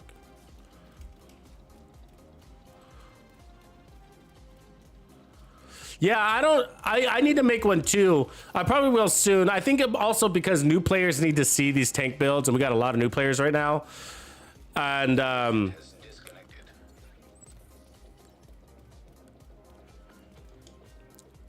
so that's one reason why I should probably showcase a tank. I don't normally run tanks. They're not really my play style.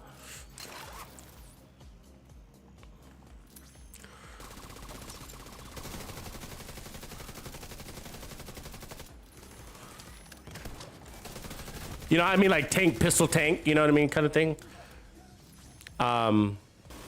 They're great builds though.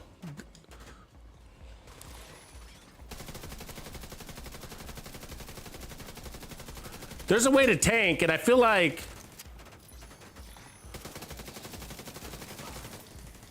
there's never been a how to tank tutorial, and I'm wondering if we should. And you know, now that I think about it, because it sounds so simple, but the reality is I see so many people tanking incorrectly, and it kind of frustrates me. I don't get frustrated. I don't get frustrated a lot, to be honest with you. You know, people make mistakes, and it's cool. You know what I mean? It's all right. But the one thing that does frustrate me is a tank that's not tanking, doing the tank's job. You know what I mean? I hate that. It really bugs me. It's just like, because we're down a player. The reality is, like, I'd rather not play with the tank most of the time. I'd rather everybody be offense, or I'm a CC build.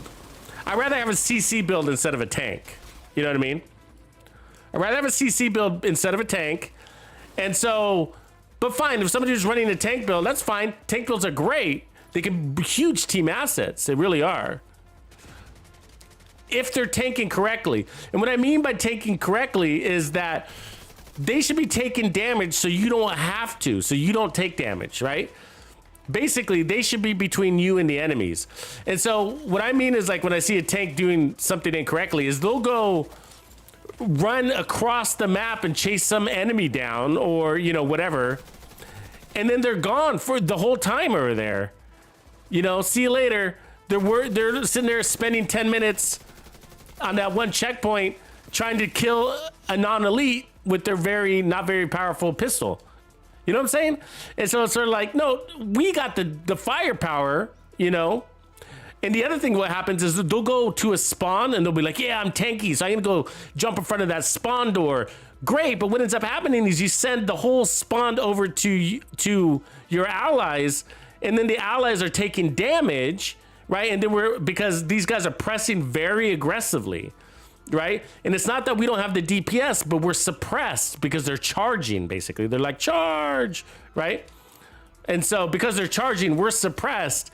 And that's because the tank guy went and rushed the spawn door and then sent the enemies to us. In some scenarios, that's okay.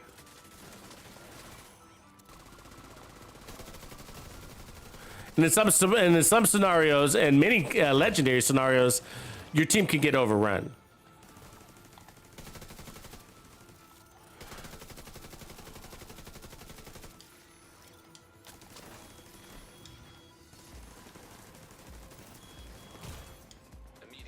And so the reality is the tank should be between the enemies and their allies, and his allies. And that's a challenge, and that's why tank builds aren't my favorite when it comes to team support, because that's a lot of ground they have to cover, right? It's a lot of real estate. The enemies could be coming from the left, the enemies could be coming from the right, the enemies could be coming from behind you, all sorts of different directions. And a tank can't cover all of those areas, where a CC build can do a better job at handling those areas, because he's got riot foam, he can splat it to the left, splat it to the right, you know. Or a negotiator's build is also a really good team support build. I'm not a big fan of healers in Legendary either. Not a big fan of healers. And it's not that I don't like support builds. I do like support builds. I'd rather have, you know, a bonus armor, like I find really helpful when somebody's giving out that bonus armor. I'd rather have that than heals.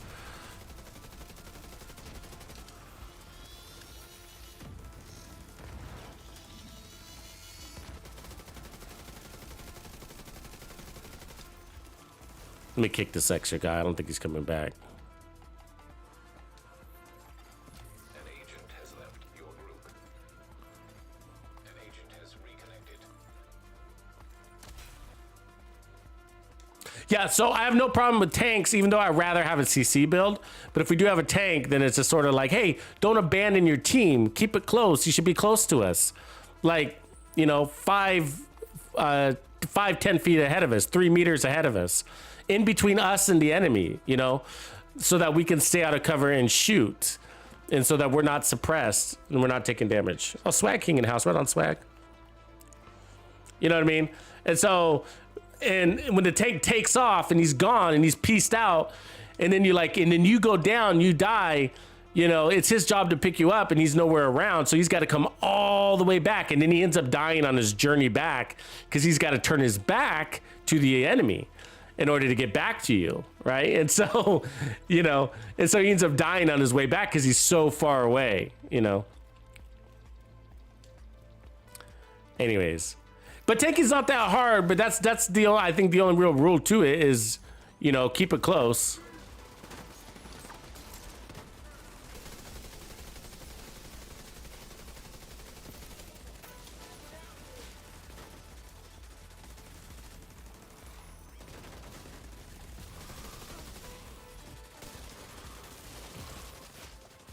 Some serious bleed, huh?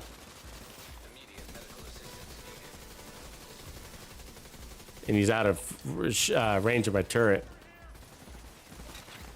It's really annoying. He's like, there's a pillar blocking us.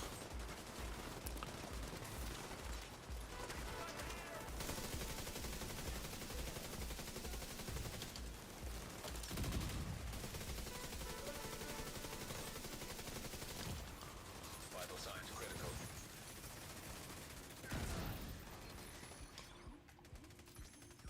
Get rid of these medics next.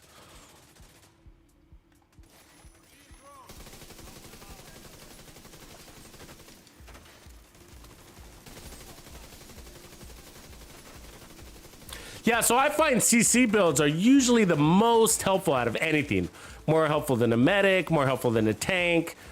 You know, even more helpful than a Negotiator's Dilemma build, you know?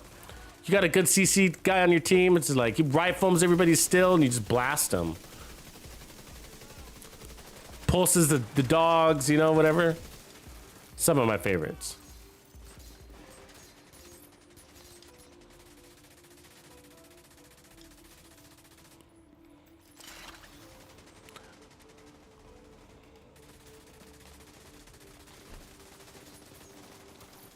I don't know why I can't pick up my goddamn turret. I have to bust it.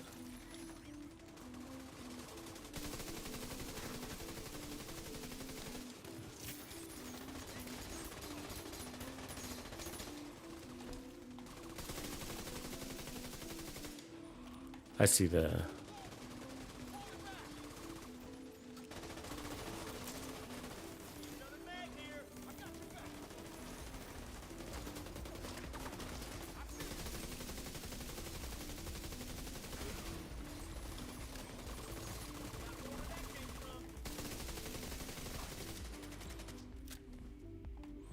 That room is always annoying, isn't it? I don't know why. It's just an annoying setup. The whole setup is annoying. A healing station almost covers the whole thing. Drive by, what's up?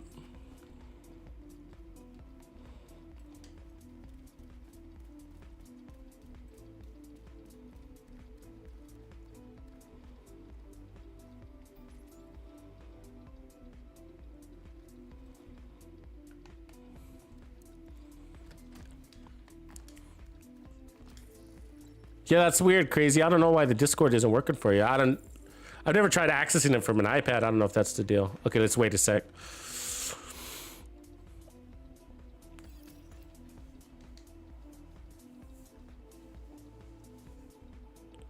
Do you think that some people can't see the little message down below? I noticed that, like, I sent some people messages and, like,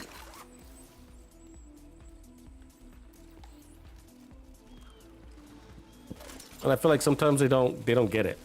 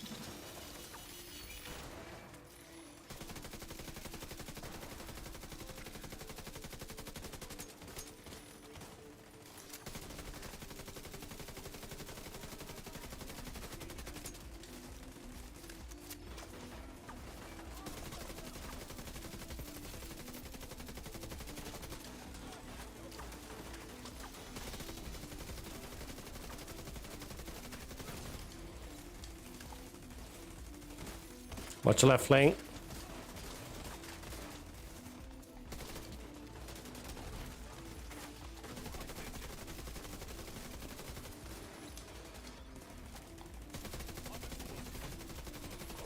So yeah, when I mark them with that flag, the whole team is getting that amp damage benefit.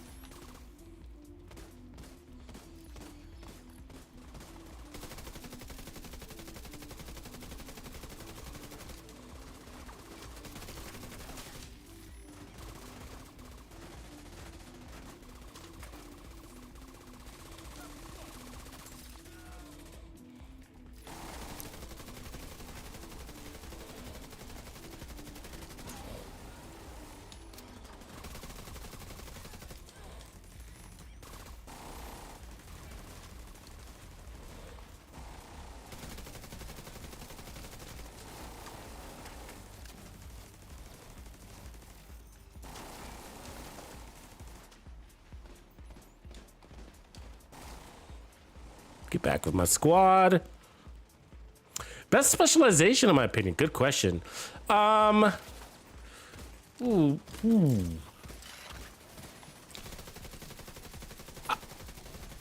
I mean, it's a toss-up between gunner and technician, I would gotta say.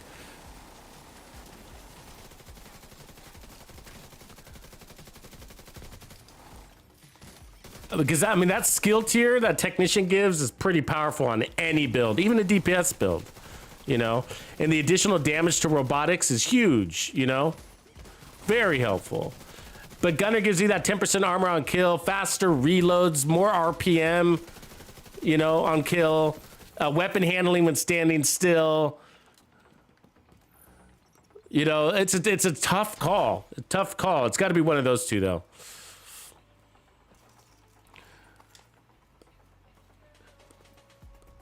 I guess probably if I had to pick, I'd probably say gunner, you know. Because you can run gunner, it still be helpful on on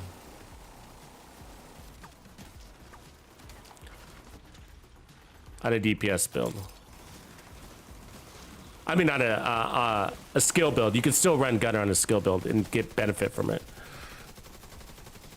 10% armor on kill is really helpful.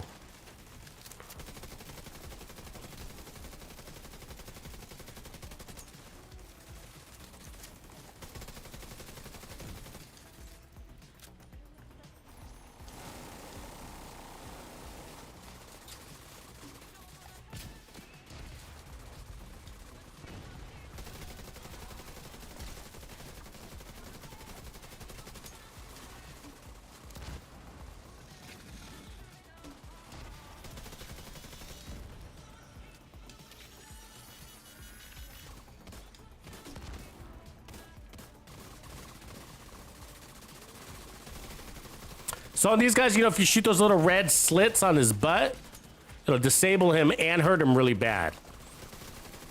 Goes straight through the health damage. Of course, the legs also. But those slits are even more powerful than his legs. I don't know if you know that, but he's got that tank on his backpack. I mean, on his butt, right? But that tank's got these little red lines on it. Those red lines will disable him and damage him serious.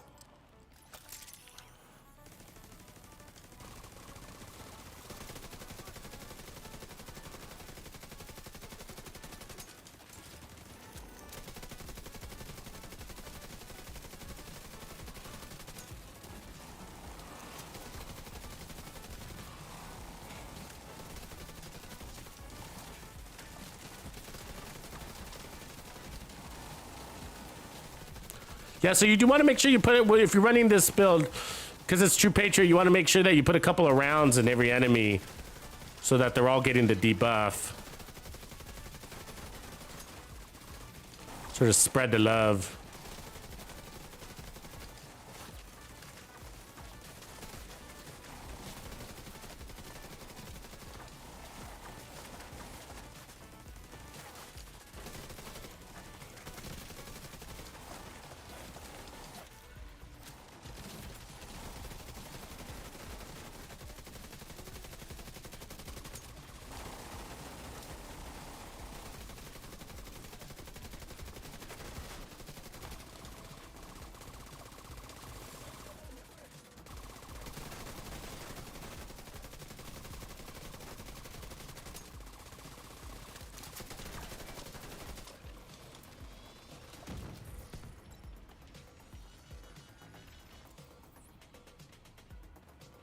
Eventually, there's a chunga here, but it might be too early.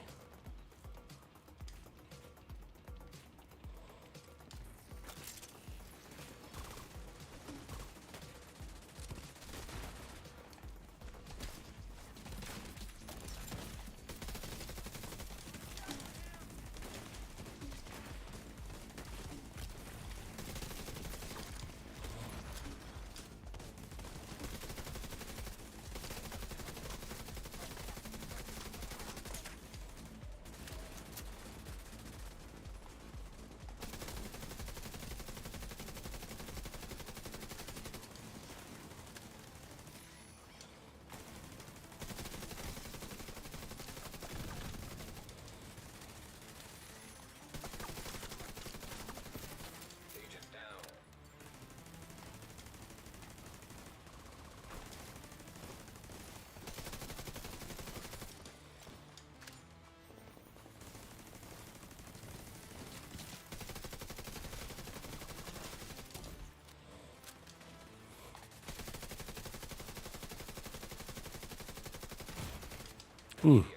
The snipers do a number on you, huh?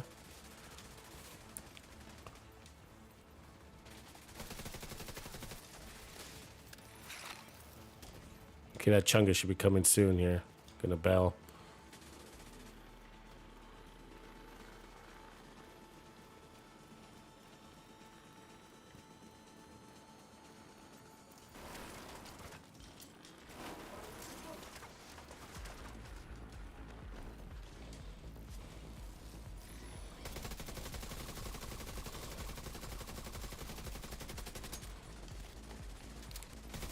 Preparedness is half the battle.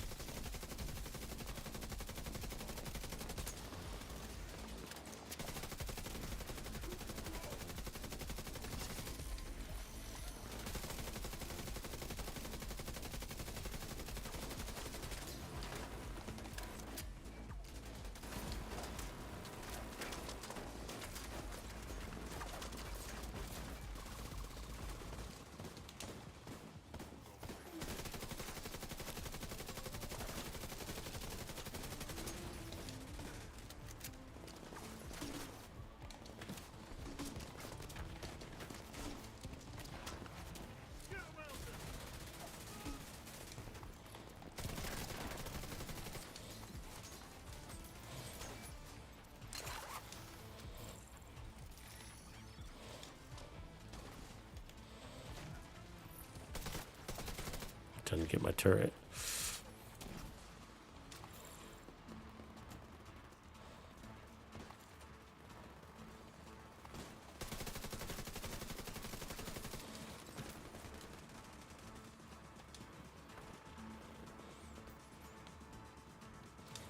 All right. Good job, boys.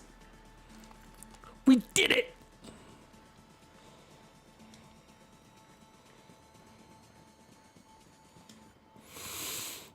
Get that med kit.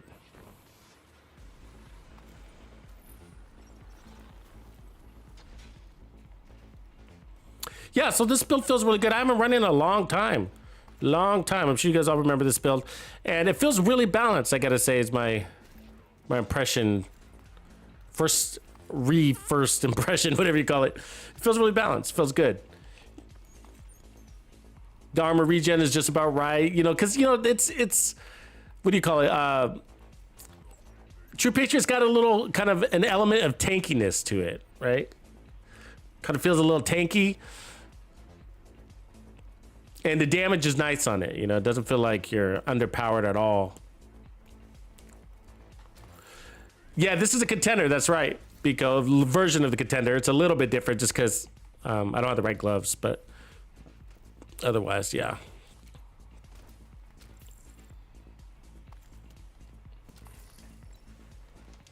And I wanted to showcase it because it's been a grip since we've used this one. All right, guys, it looks like we're ready.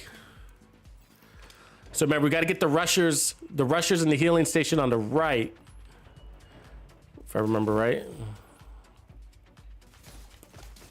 God damn it.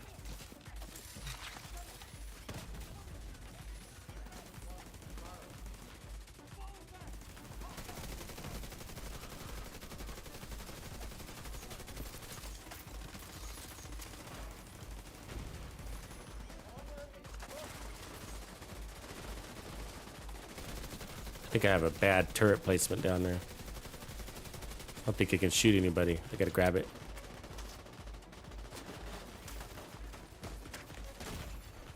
Serious trauma detected.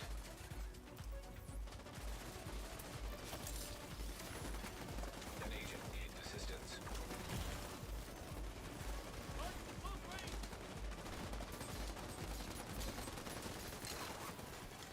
Agent down.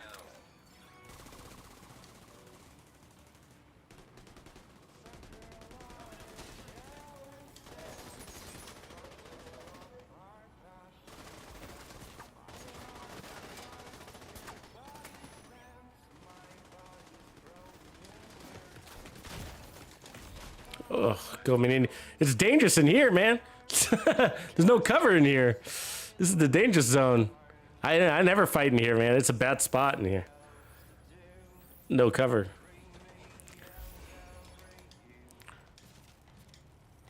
You gotta get that healing station too. Otherwise it's gonna take 2 hours. You see that? Look at that. They just fucking nailed me from here.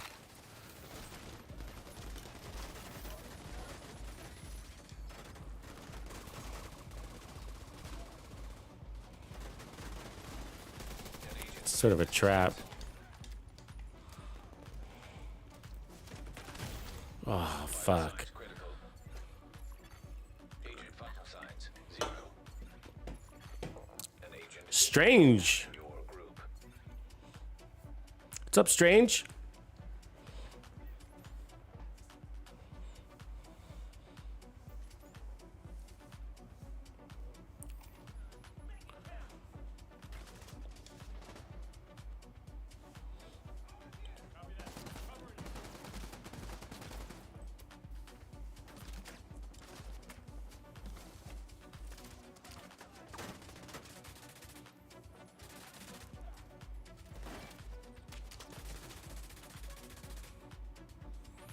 Goes good, man. We're showcasing different hybrids today, and so right now I'm running the True Patriot hybrid build, which we call a contender.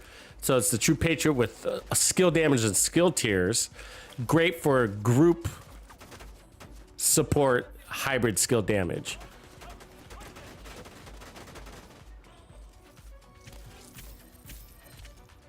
Run.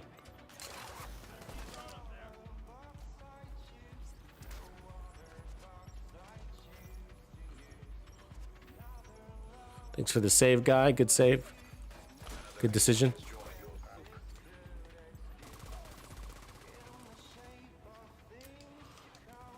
Just a little buffer there.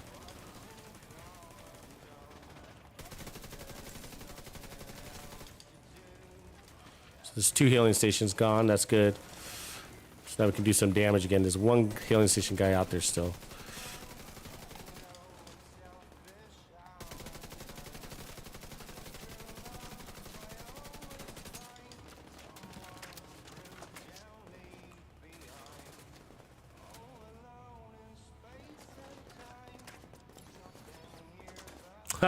Yeah, well, good, man. You're on a good channel. Good channel, because that's sort of what I do. I provide, guidance and build support.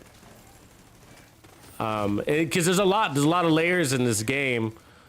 And, there's no manuals, and it's always evolving.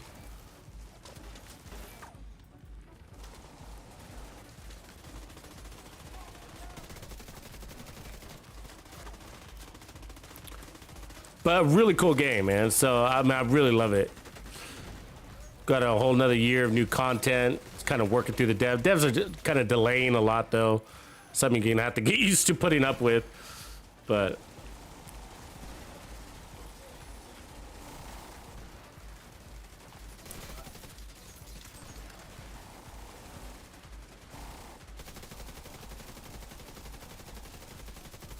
looks like there's a medic back there. Immediate medical assistance needed.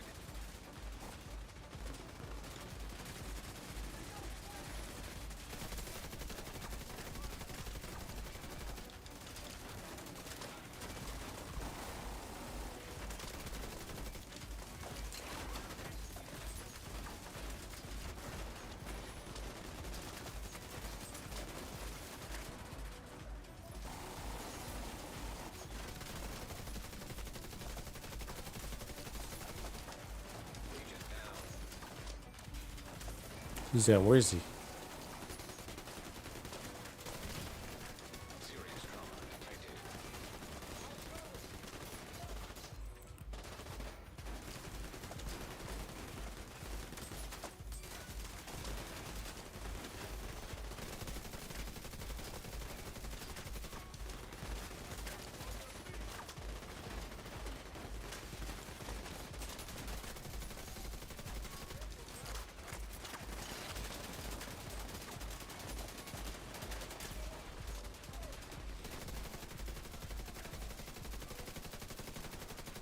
Try not to use my armor kits right now.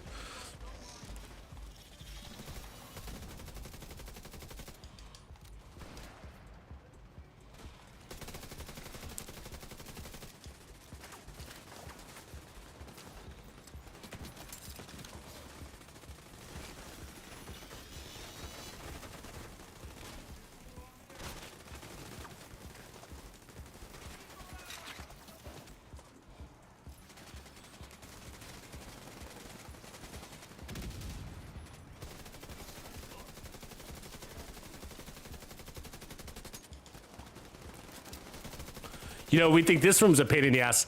The next room is the pain in the ass. The train station. Oh god, that one's a biatch. And then the bamboo room. Like when you get off the train, oh, that room sucks.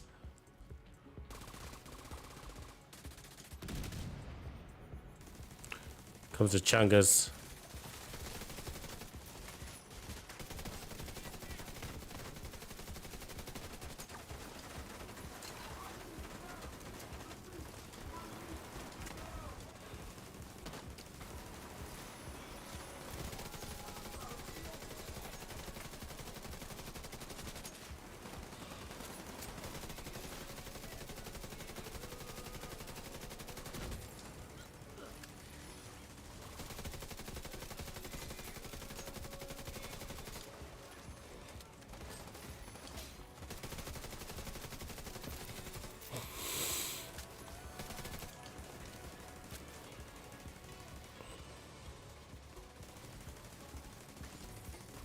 It's all good, Dragon. I figured so. It's all good, bro. Figured it was something like that.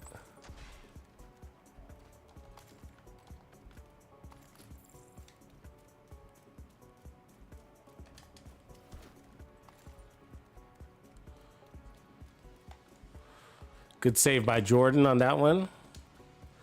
The decision to switch to a healing hive, reviver hive. Think about that, guys. Don't always try to be the hero by running out there. If you can just quickly switch to the hive and toss it out, do the team a solid that way.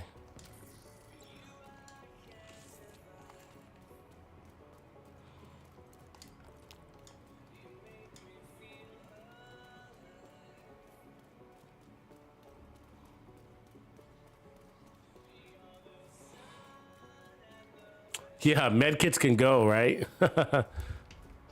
Guy Jordan, I know the feeling. I've been saving mine.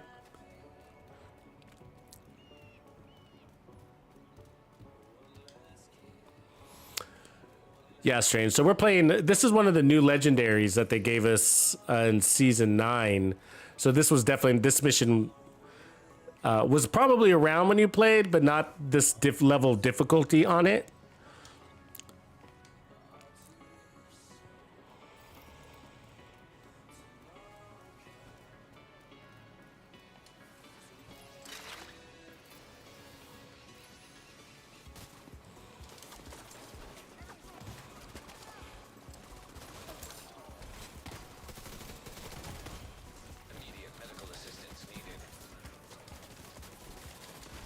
So there's a spawn door right there.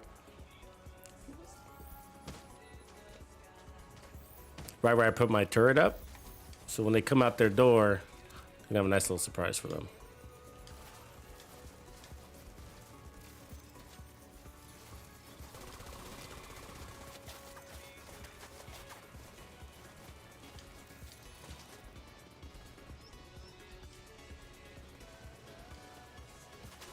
There they are right there.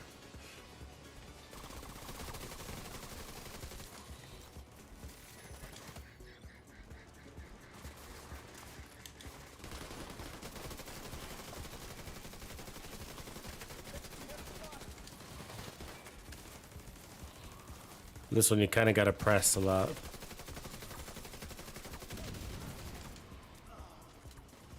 Keep that forward momentum.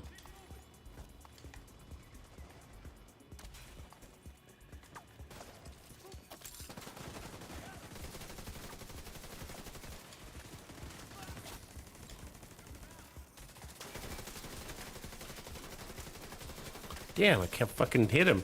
He's running so fast. Why can't I run that fast? Give me a pair of them British Knights he's running, huh? You guys remember the British Knights?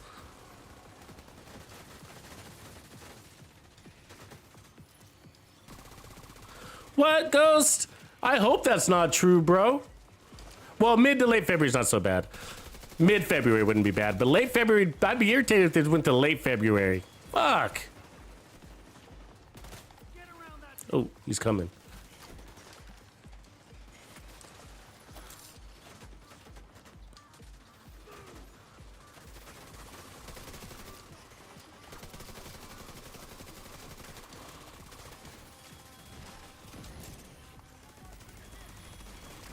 An agent needs assistance.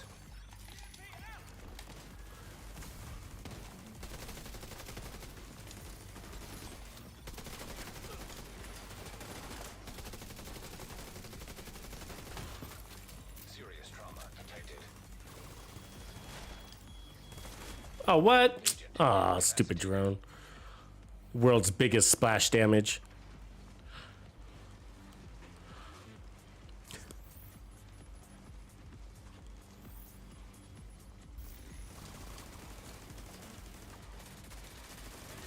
Yeah, try putting on some armor on kill. Drive by. Try putting on some armor on mid. Find a way to put some armor on kill on your build. Yeah, you'll feel good. It'll feel good, you know? Like run some like 2-piece bellstone. If you can find that, put skill tiers on that bellstone.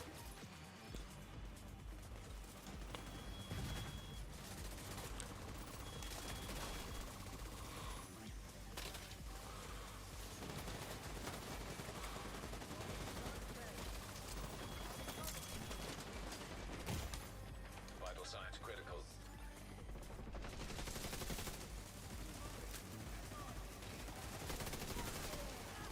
Agent down.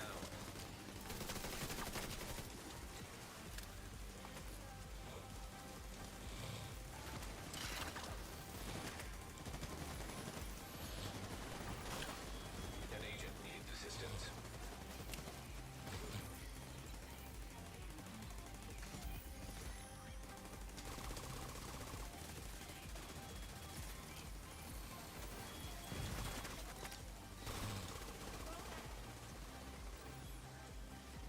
So yeah, turrets do a really good job at protecting you from the drones.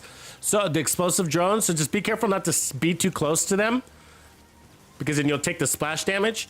And then use your drone. So the turrets will protect you from the exploding drones, right? They'll track them and they'll take the damage. So you just don't want to sit too close to them.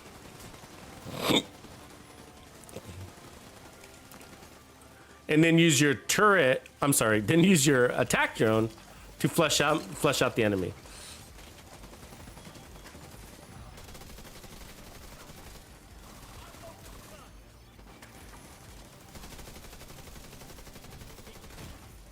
Immediate medical assistance needed. There's a sniper up there. Take her out. Ooh, Chunga.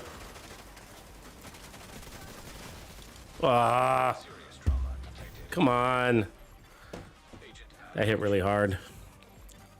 Agent, What up, Roman Ghost? agent killed.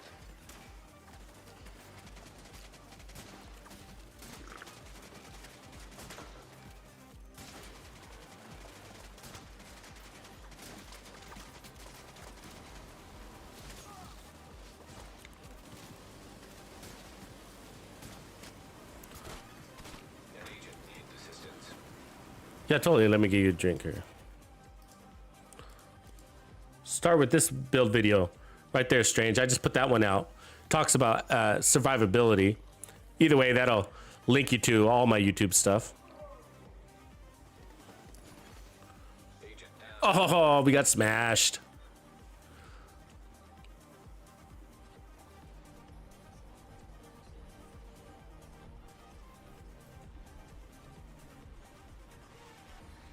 Cool, this will give me a chance to change up to a new build, so I gotta go to the White House to do that, unfortunately. You've got your objective.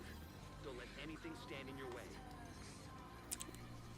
Let me return to White House.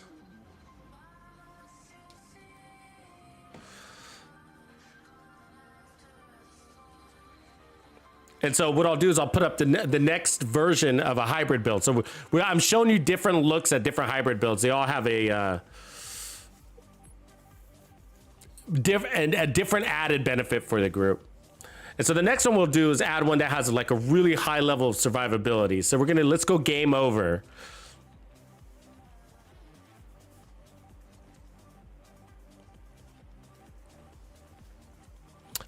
Future Initiative drive-by. Future Initiative is the healer build. It's probably the only healer build you need, really, unless you start working in some hybrid healers. But it's pretty overpowered. Future Initiative for group heals is strong enough to heal 8 players in a raid.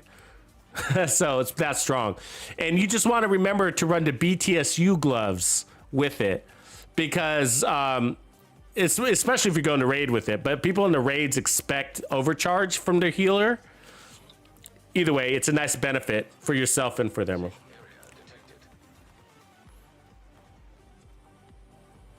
So this is the build that we're running, okay?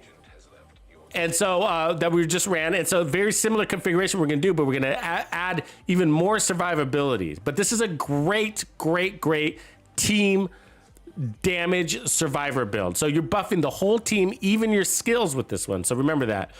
The amplified damage, it also helps your skills and decrease incoming damage to you and your team.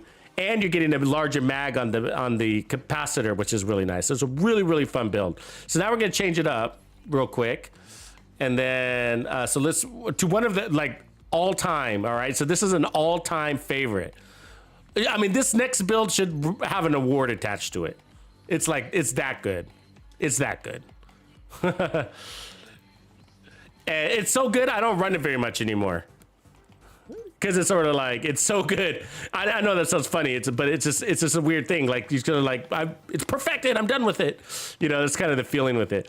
But it's a build we call the game over. And the survivability with this build is absolutely insane. And you end up like, the top of the leaderboard in damage at the end of the mission as well. So this one is going to be a tank hybrid skill damage build. Tank hybrid skill damage build. That's right. Crazy. I should have a better secondary weapon. Let me put on spotter. Okay, and then I'll walk you through it real quick. It's really easy to put together. You should be able to farm this a lot easier than we had the ability to farm it back in the day. Now, because the countdown makes things a little bit more reasonable to farm in a short amount of time. Let's see here. Let me get the right chest piece. I think it's...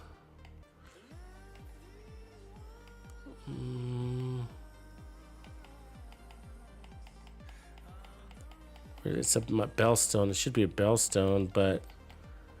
Kinetic momentum bellstone. Let me see here. Brazos, Fenris.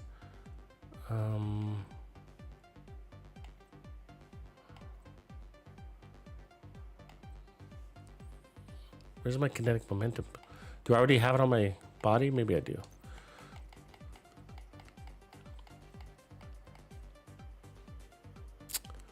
With this one, you don't want to run Glass Canyon. You can, but you have... the point of this one is to have more freedom to move about. Why the hell? I swear I grabbed it before I started the stream for my other character. I can make that one work. It's got crit damage though. Hey guys, I'll be right back. I gotta go grab this stupid chess piece. Landon, what's up?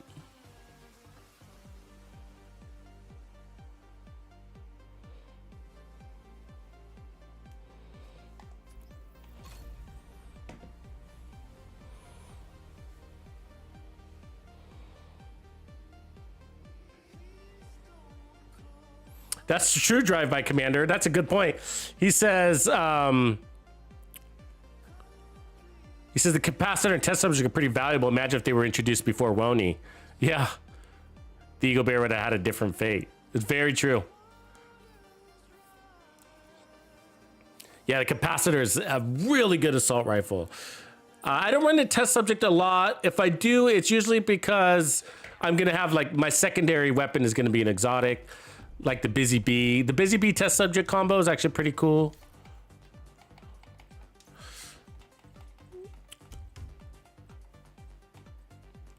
Sometimes I just want to simplify the way I play though, and just focus on having one, not focus on switching weapons. Okay, so here's a chest piece. That's what we needed. Okay, cool. And then see if there's anything else here I need. No, I don't think so. All right. Going back.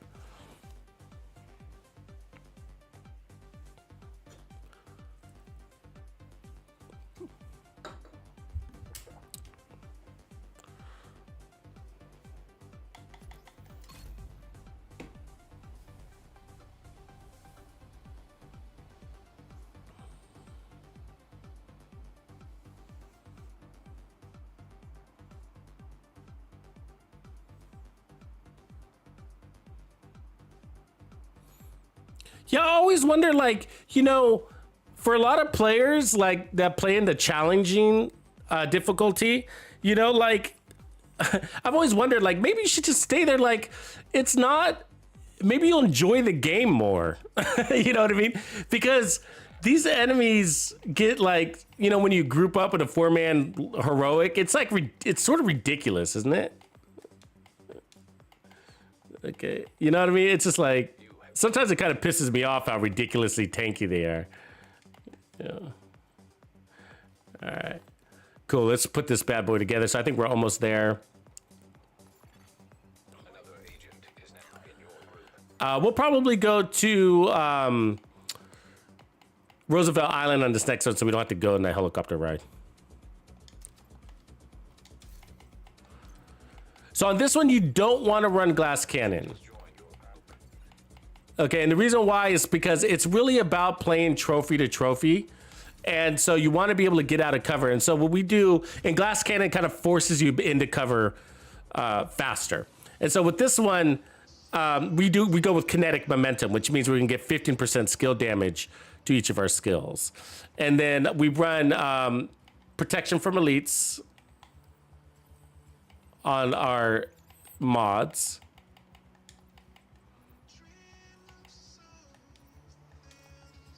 There we go. So otherwise it's skill damage everywhere. So skill tier, skill damage.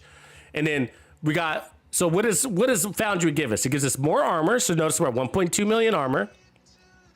It has given us 1% armor regen, and then makeshift repairs, which is like a form of armor regen. So whenever you take damage, 20% of that amount is repaired to you over 15 seconds. So that's more regen. The memento is going to give us 3% armor regen. We can get 20% bonus armor when we grab the trophy. Then we got 30% skill efficiency, 30% weapon damage. But what I want to focus on for a sec is the regen, 3% regen. So, and then the Bellstone chest is giving us another 1% regen. So that's 4% regen plus 5% regen, right? 1% more. So it makes total 5% regen, and then makeshift repairs on top of that, which is why this build is absolutely insane. Definitely a crowd favorite. Base damage 105,000 before buffs. All right, let's go kick some ass. I don't know if they're going to do any more legendary missions. I feel like 5 is a lot, you know? I do feel like 5 is a lot. I think they'll focus on more game modes more than anything.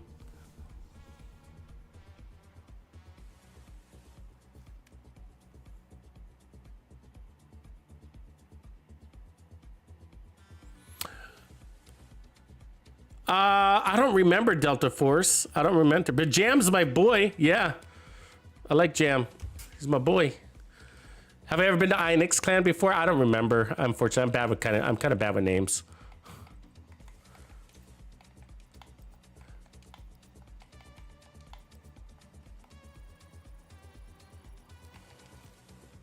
I mean, I've been with my clan for a couple of years now, so but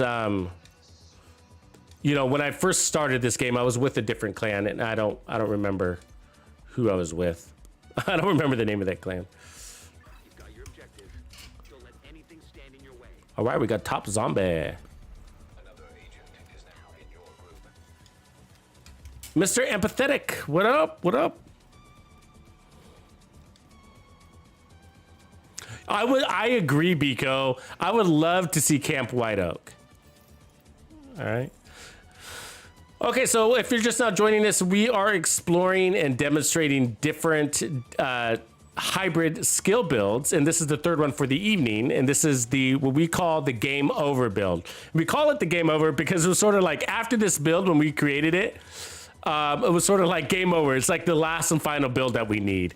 You know what I mean? It was like, it's it. It's it. It's the build of all builds. Amazing, amazing.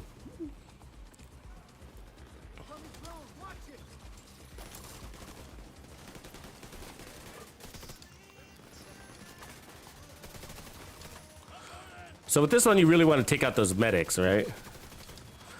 They're more important than the drone operators. Immediate medical assistance needed. So look at our regen. We don't have any trophies yet, but notice we're regenning, right? So that's Foundry.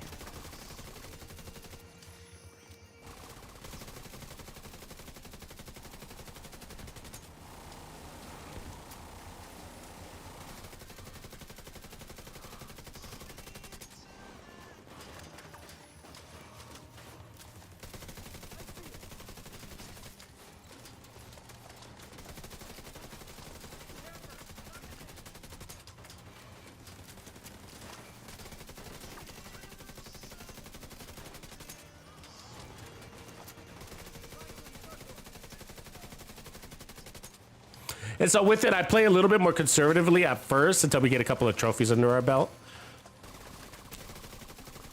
And then I'll start playing more aggressive with it. Because the point of this build is to be playing trophy to trophy. And so you want to be grabbing these trophies and watch what happens. I put my skills in a little overcharge. And I look at my bonus armor with it.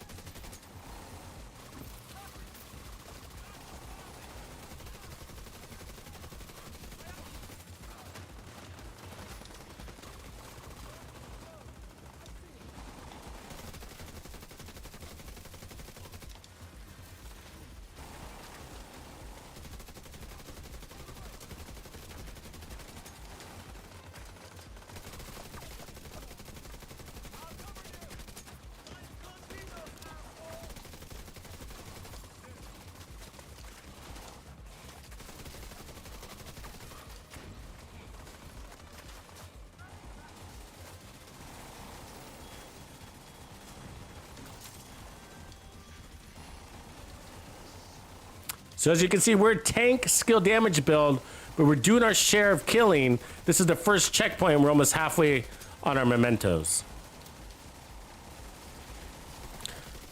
And confidence. Lots of confidence comes with this build.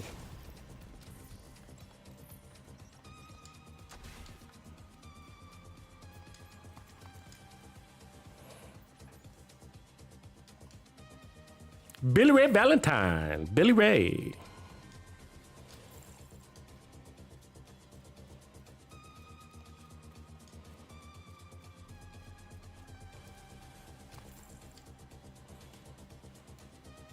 Appreciate you, Delta. Thanks, man. Yeah, I started this channel at the decline, basically right before everything went to shit with the COVID stuff and the seasons and.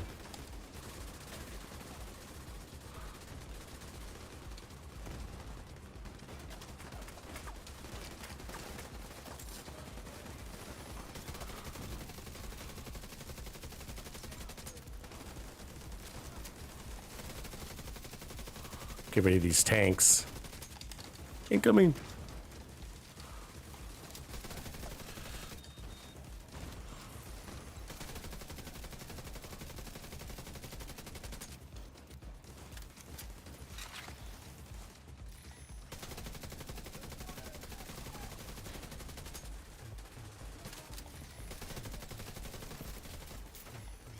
Yeah, this is one of my favorite builds in the game right here.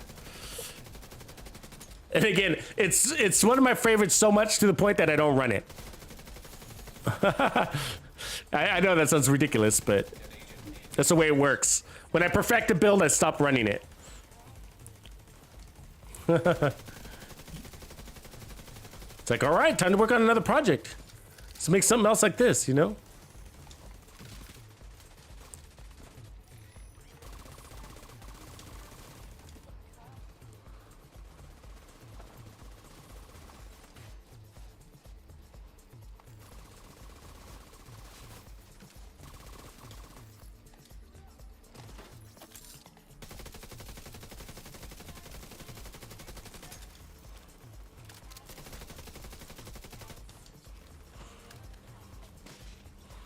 Just gotta watch the snipers on this next one.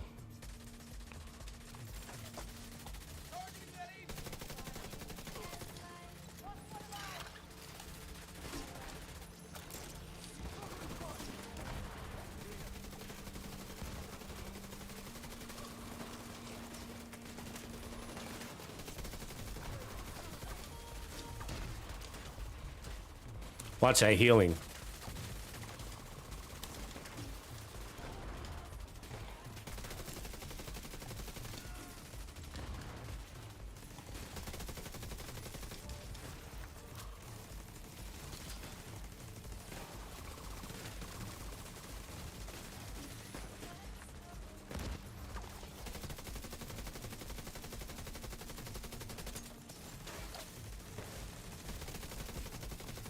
Exotic! Exotic! We got it! Yep, I still get excited when I see exotics. After all these years, I still get excited. You feel like you accomplished something.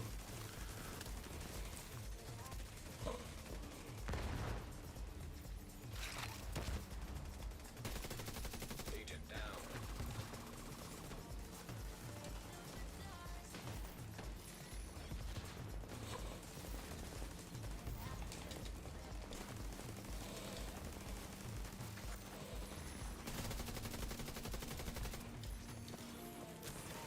An agent needs assistance.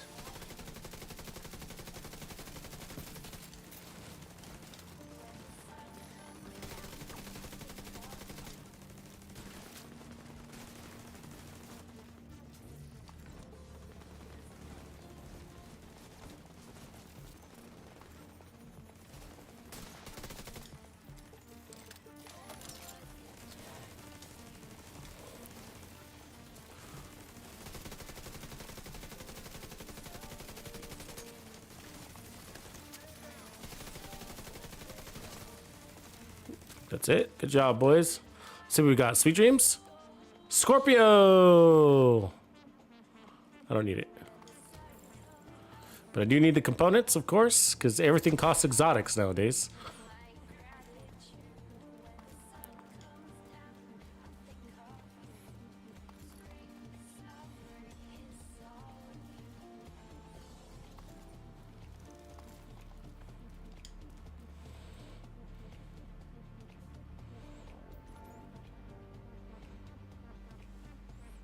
Yeah, I guess we're shotguns, huh?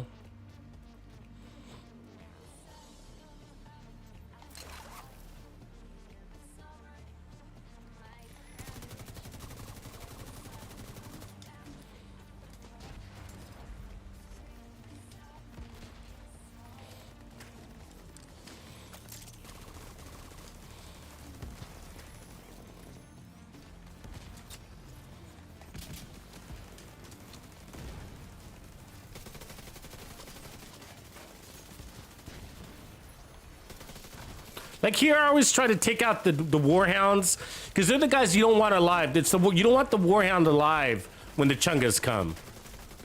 So they're pretty important to take out. The NPCs aren't that big of a deal.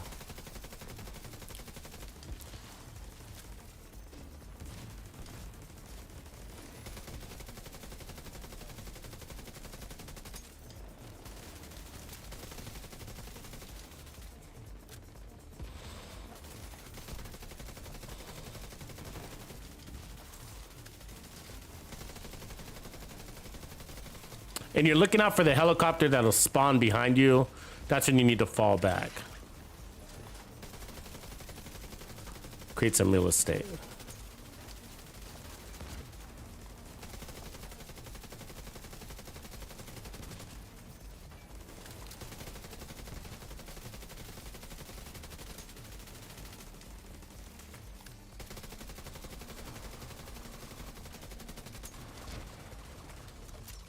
Here it comes.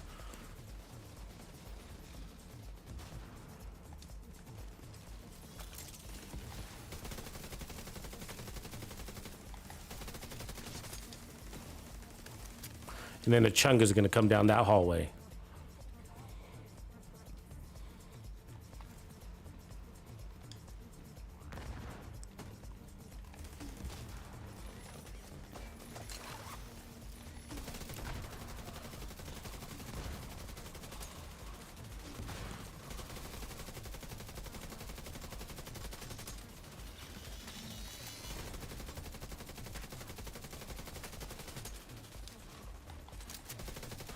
So here you want to get this healing station tech first. Don't want him to drop his heals.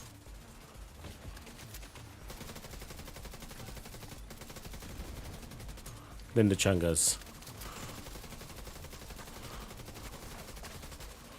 That healing tech drops his heals and makes everything much more pain in the ass.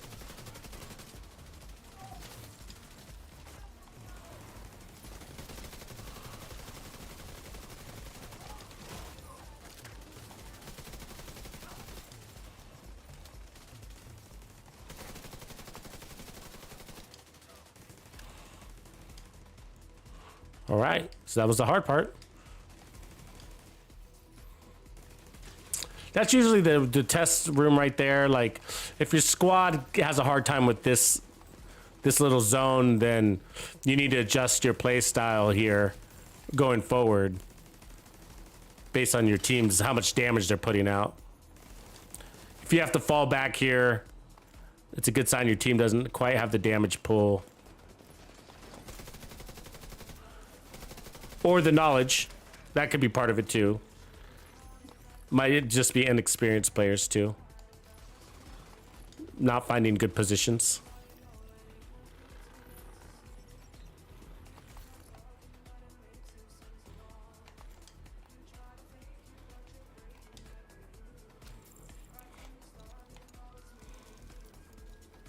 On Saturdays I do.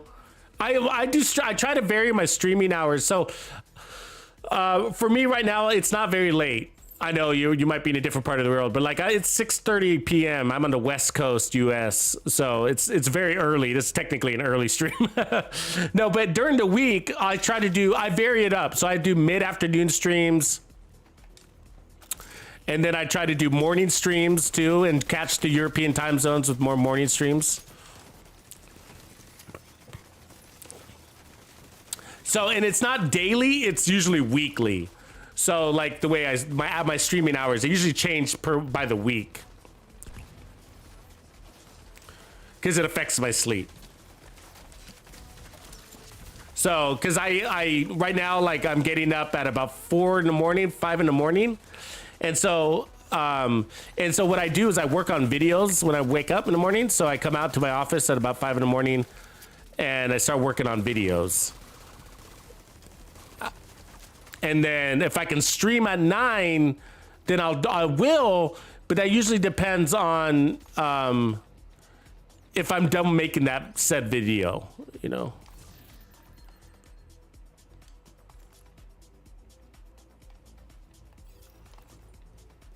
That's a nice mod. I might share it if somebody here needs it. Oh, I'll have to wait because they're already gone, man. They're in a hurry. They're in a hurry.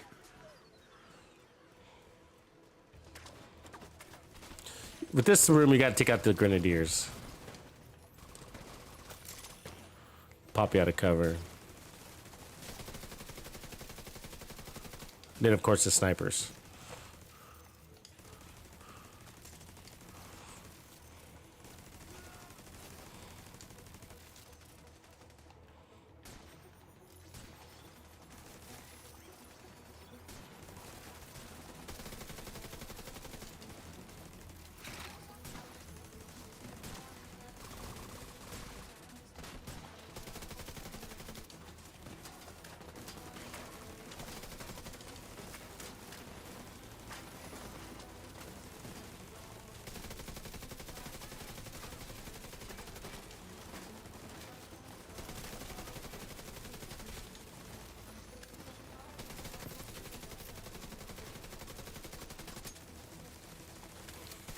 Yeah, so anyways, yeah, so I'll stream in my morning, my evening, but yeah, I think I try to think about the European time zones, and those are, for me, those are my morning streams. So that's the 9:30 a.m. streams, 10 a.m. streams of my time, which will catch the European time zones in their early evening or mid-evening. But yeah, on Saturdays, they're usually late streams because I try to spend the day with my family and then my evening with the community.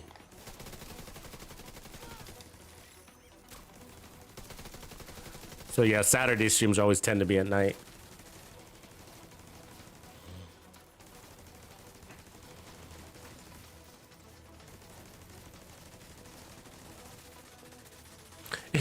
It can get boring. I tend to not get bored because I'm really into builds. I'm really into builds and trying to balance things out and perfect things, and they're always giving us new gear, you know. And so to be honest with you, 3 months is really, you know, thinking of like how long a season is really not a lot of time when it comes to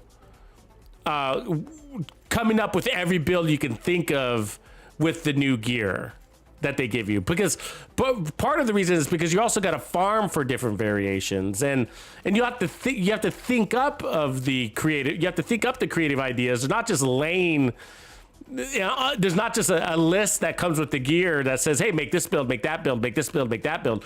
You know, you got to be inspired to come up with an idea, right? And so that's why it's like, I mean, so it doesn't bother me too much with the delay because I still got builds to work through. You know what I mean? So when that's the trick with the Division 2. If you want the people that don't get bored with this game are the people that have learned that the content isn't, it's not the missions. It's not. The content is the builds.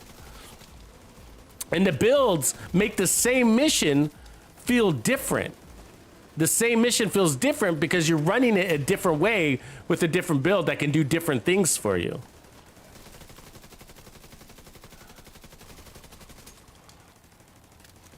And what I mean is, like, you start coming up with a build that says, like, here's an example, is like, I can solo legendary this build. You start expanding your experience too.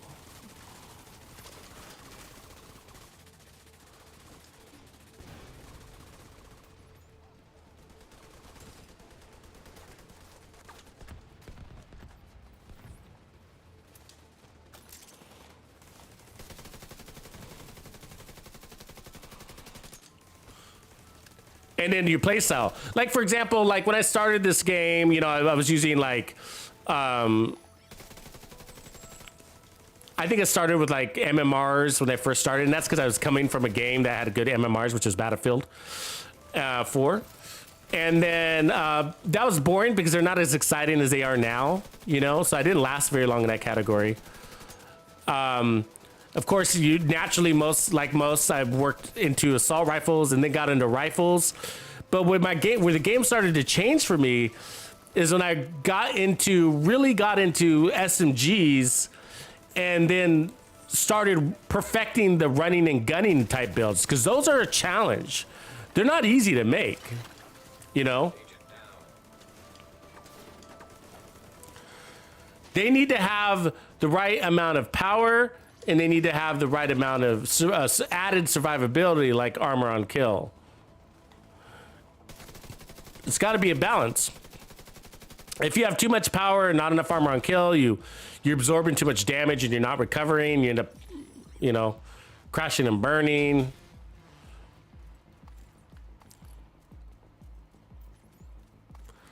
One thing I hate about this section is there's no ammo box close by. We get him. I better go get ammo just to be safe.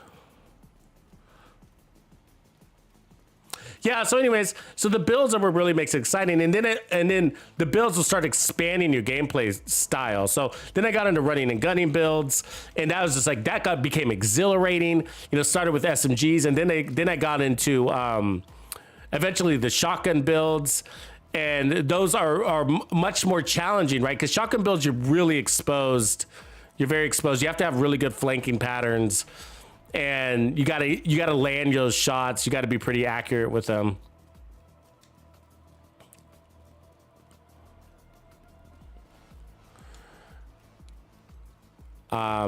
And I'm talking like the M870. And that was a whole progression series for me.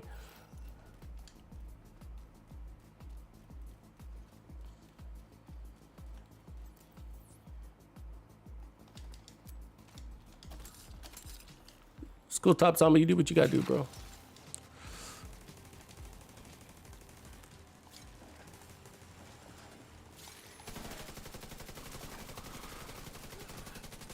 Anyways, yeah, so then when I got into solo legendary, that became really fun, right? And then we got into casual speed running, you know, and that's really fun. And so you just, and then before that though, before even that, I started doing things like, you know, running legendaries backwards and like finding new ways to experience the game.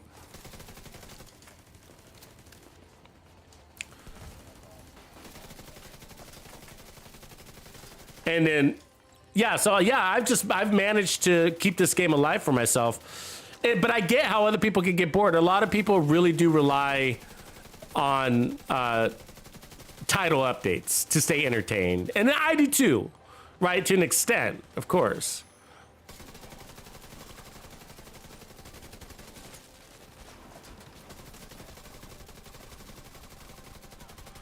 See us taking that damage from that Chunga, just absorbing it. And we had the power to kill him. So, but yeah, so I require title updates too, like, you know, in seasons and new content. But at the pace that they do deliver it is actually not bad for me. You know what I mean? Because I'm a pretty busy bee with the builds and stuff like that. So that's the key to the longevity in this game, is getting into the builds. But a lot of people have a hard time thinking of new builds or struggling with coming up with new concepts, and they kind of have a mental block around the idea that every build has been created before and there's no such thing as a new build, you know,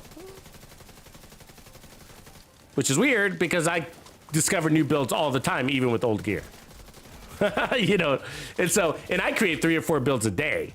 And so I find it really hard to believe that somebody's out there tried every build that's possible in this game, especially when the gear didn't even exist yet. You know what I mean?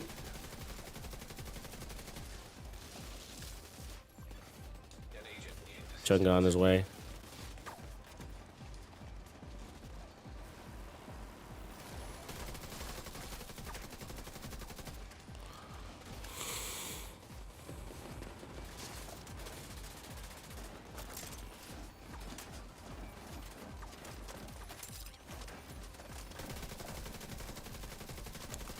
But yeah, no, but I do get how people get bored if they don't get title updates and new content, and I get that. Some things become more stale than anything else, and like I don't play missions anymore, right? Like I don't, unless it's a legendary. But you won't catch me in a heroic mission, you know?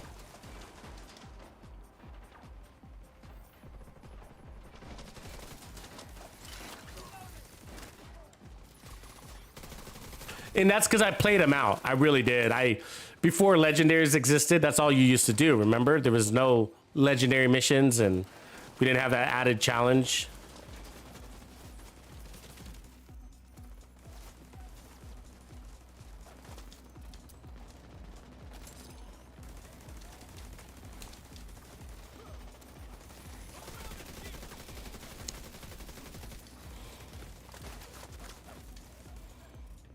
Got to get the medics down if they're still up.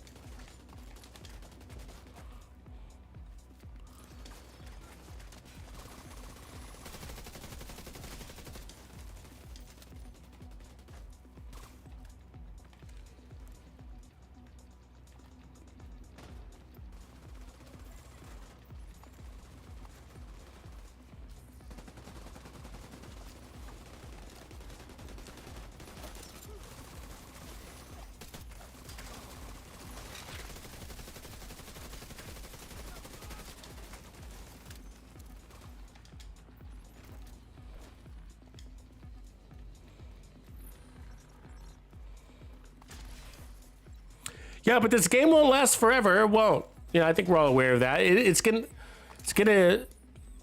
There's any game only has so many legs, but the thing is that it's got a pretty hardcore player base. You know, a lot of people that really love this and in this game, and we've tried, not because we haven't tried other games. You know, we have other games too, but we always come back to this one because it just offers something really unique.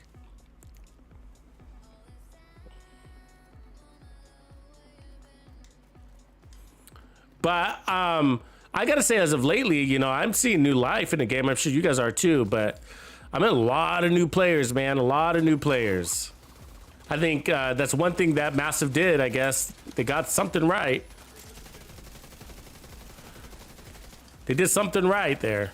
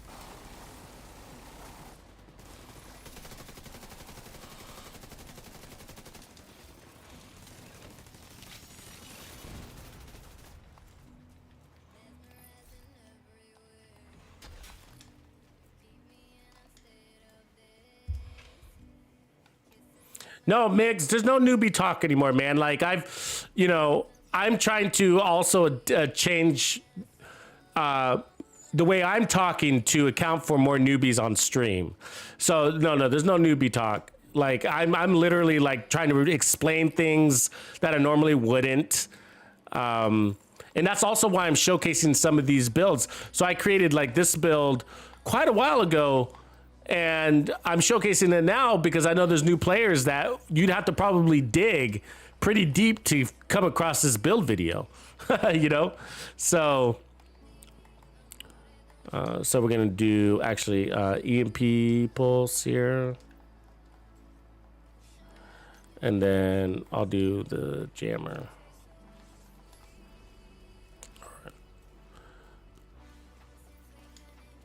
All right.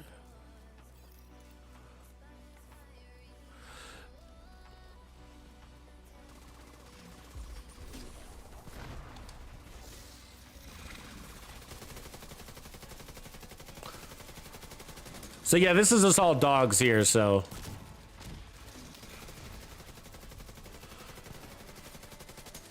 Did I put on the wrong? I think I did. Shit. Yeah, I put on the wrong sticky bomb. So yeah, the EMP sticky bomb is what I was trying to go for there, but.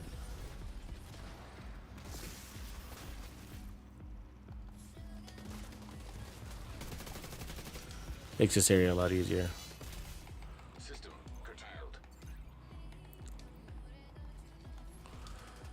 One of the best skills for Roosevelt Island, actually. EMP sticky bomb. System reactivated.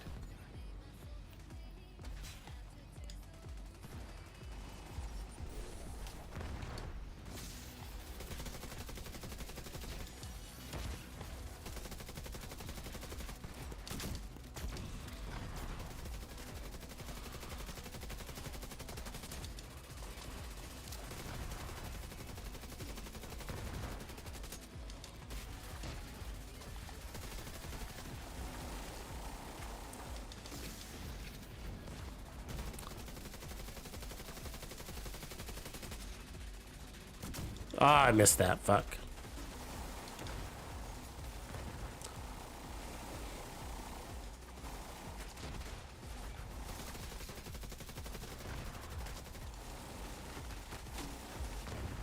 Agent down.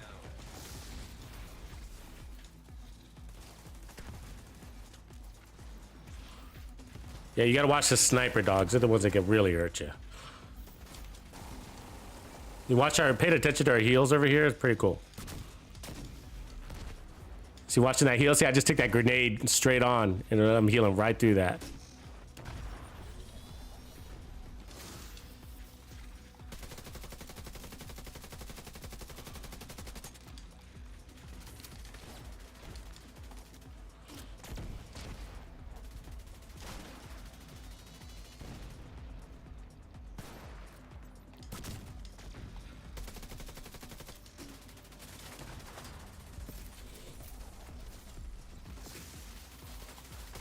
See those red lines right there? That's his weak point. You want to shoot that little red line.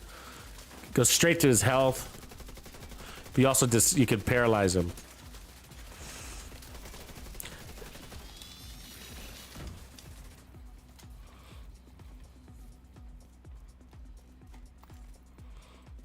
Let's grab our shit, go. We're almost to the end here.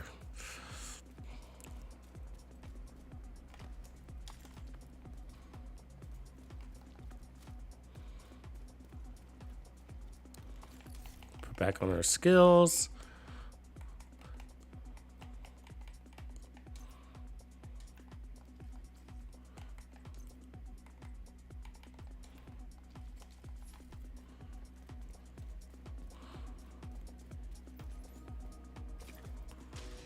Yeah, the ball joint is good because it disables them. Otherwise, the legs go straight to the health. The ball joint mostly just disables, but you're probably accidentally hitting the leg anyways because you're going aiming for the ball joint. Yeah, they all have their own disrupt weak point, which is different than their other weak points. So there's two types of weak points on Warhounds. There's the disruption weak point, and then there's a weak point that goes straight to their health, which is usually the legs. And you know you're doing it right when you see white damage numbers, white ones. If you see them blue, that means you're hitting their armor plates, which is a slower way to kill them. You could do it though.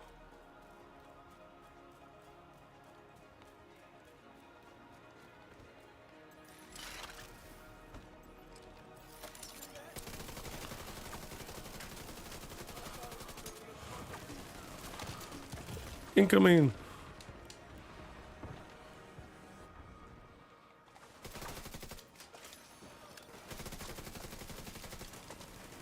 See how fast we heal back through that? So we lost all our armor basically from that explosive, and we got it all back in just a couple of seconds.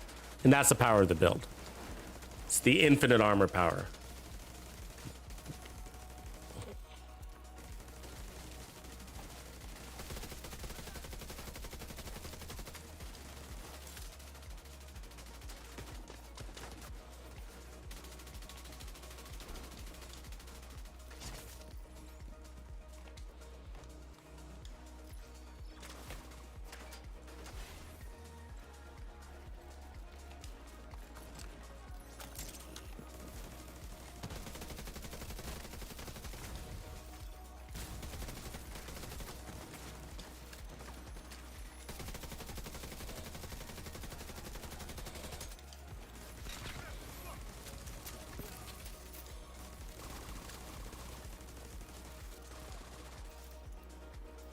Good job, boys.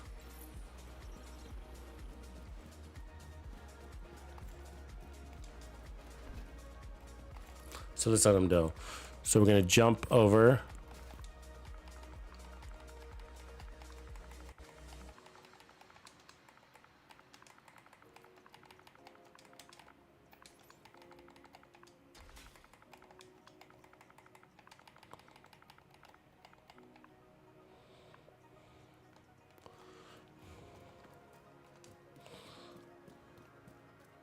So we're gonna fight at the landing zone. So what I mean by landing zone is where we land when we jump. So we're gonna jump over and then fight from right there. And so what I'm gonna do here is put on I'm gonna move my turret to my left side, and then I'm gonna put on the pulse on the right side. And the pulse is for the Warhounds. Oh, looks like somebody jumped.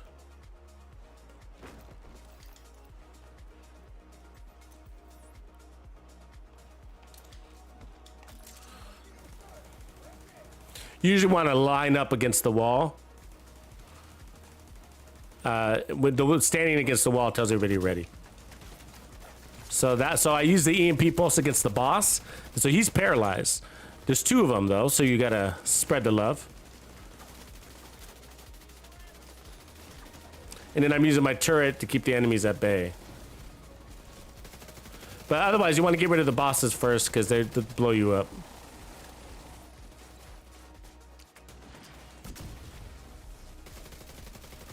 And the red things are their weak points. They got red, like fuel tanks.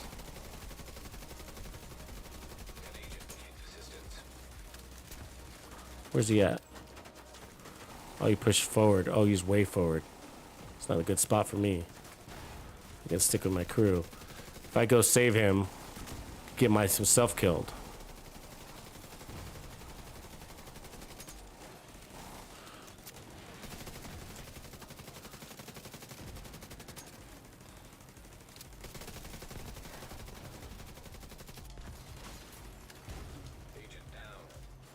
Oh, he's getting up.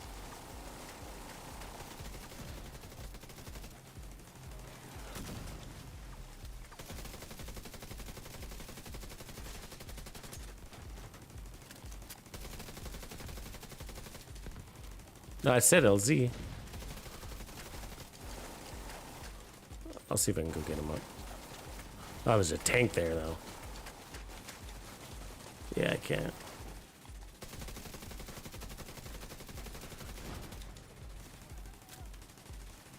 That's how you should follow the leader, guys. You know what I mean? Like, if you're not sure, don't be the first one out the door. All right? You know what I mean? This is way faster than going to the boat. The boat's a pain in the ass. This is way better.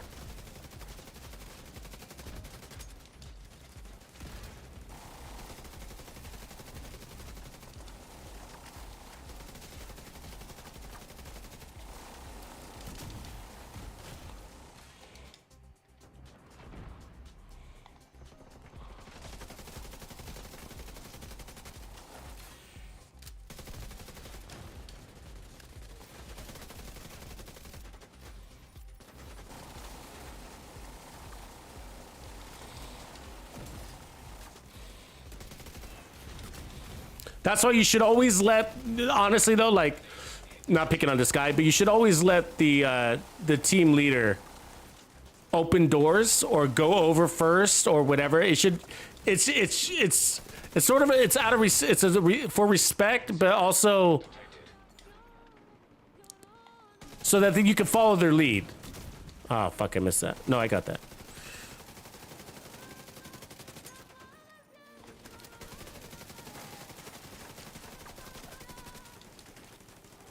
In case there's a confusion.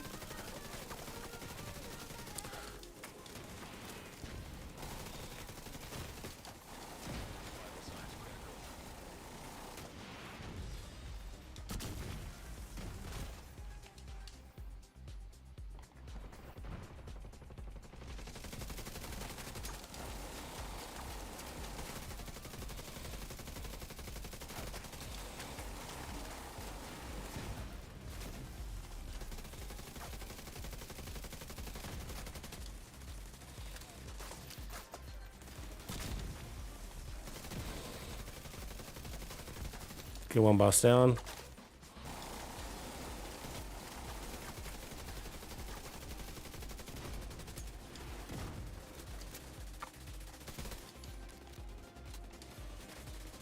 Yeah, no, that guy's not a newbie. He's 7,000 watch, but he should know better, you know. There's like this unspoken thing, right, about letting the team, the group leader, lead the way. In this case, it's Guy Jordan. How did Guy Jordan become the group leader here?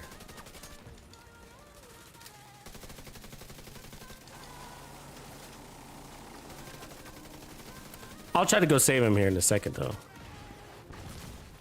Serious trauma detected.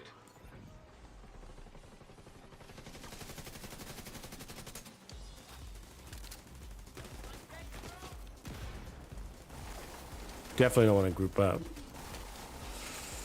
Yeah, let me heal up from this one.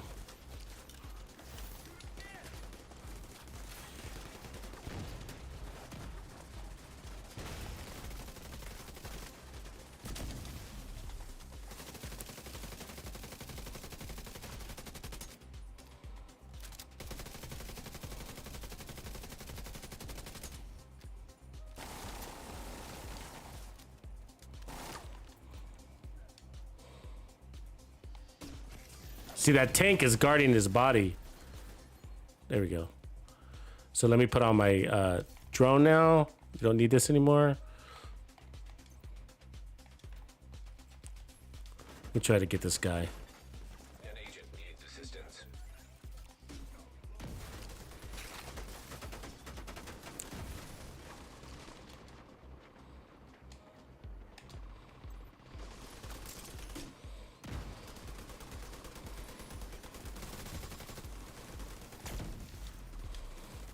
Oops, he got it first.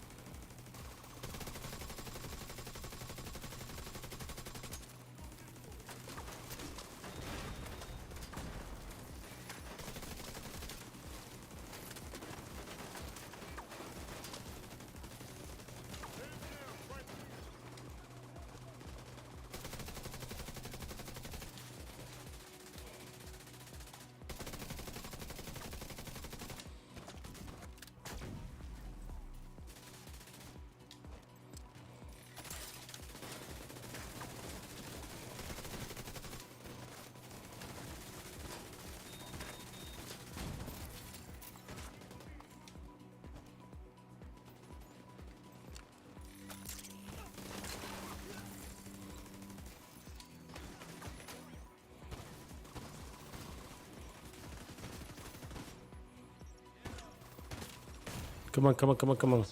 Ah, you fucker. You see what I'm saying? Yeah, one guy goes down, you're fucked. He's in a bad spot. There's a rusher coming.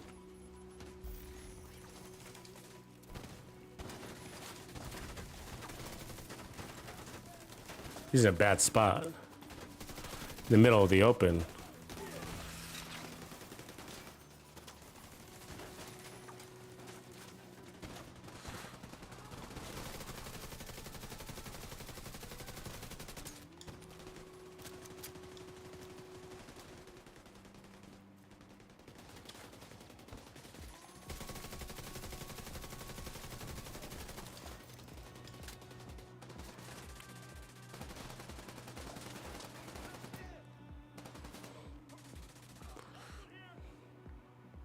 See, if I put on a fixer, it'll take too long.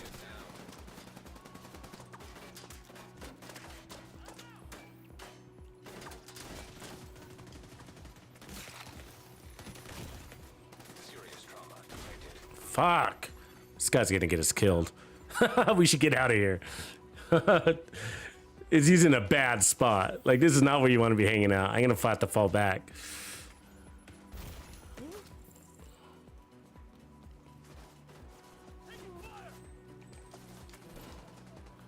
Falling back.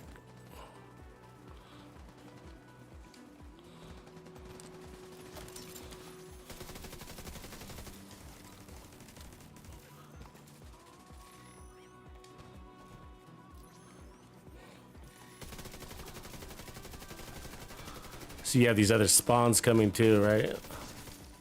Don't want to be caught off guard when those hit.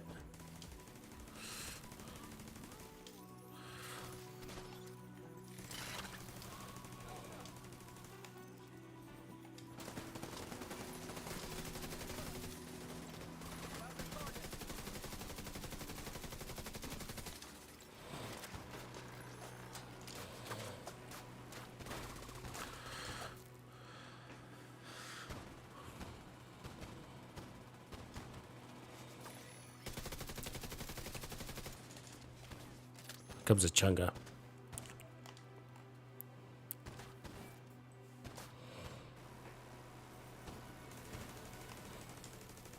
Yeah, I mean, I do too. Sometimes I get confident and cocky. Accidents happen. No, but he was confused. I put out the message, just said, stand LZ. But I definitely didn't say go to the boat. That's what's important. But either way, you got to follow the leader.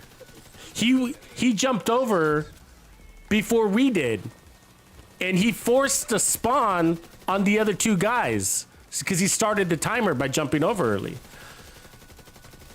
He's the fourth player. It's just not something you do. It's just not something you do, and an experienced player should know that, you know. And I'm not harping on him. I'm just saying it's a shitty place to be. I feel bad for him because he's laying there dead, and I want to get him. But it was a fatal error, basically.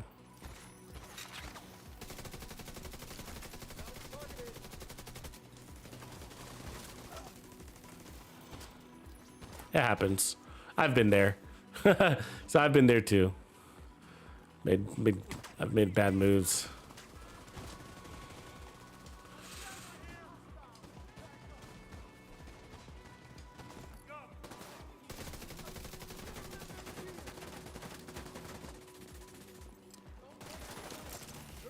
Gotta get that medic.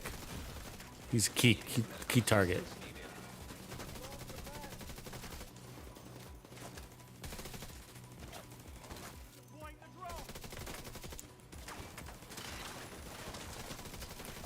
Got him. Yeah, he's really a key target there. He gets everybody up you killed.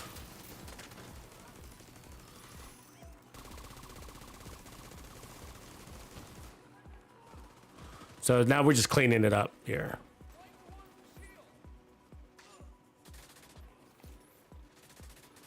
Come on, get up there, bro. There we go.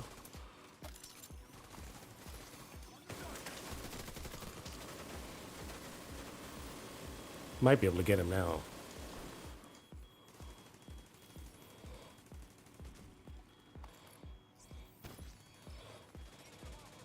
Poor guy. I do feel bad when somebody's down like that.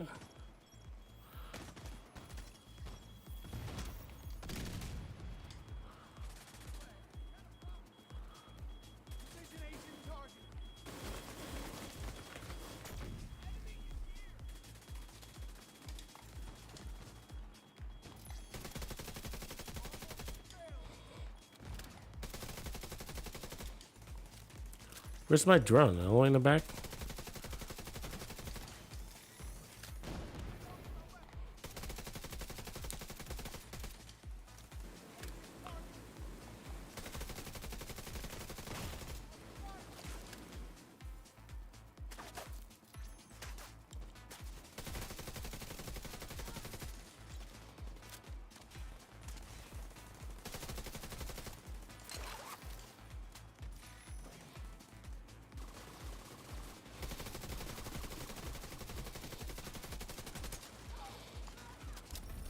There it is. Good job, boys.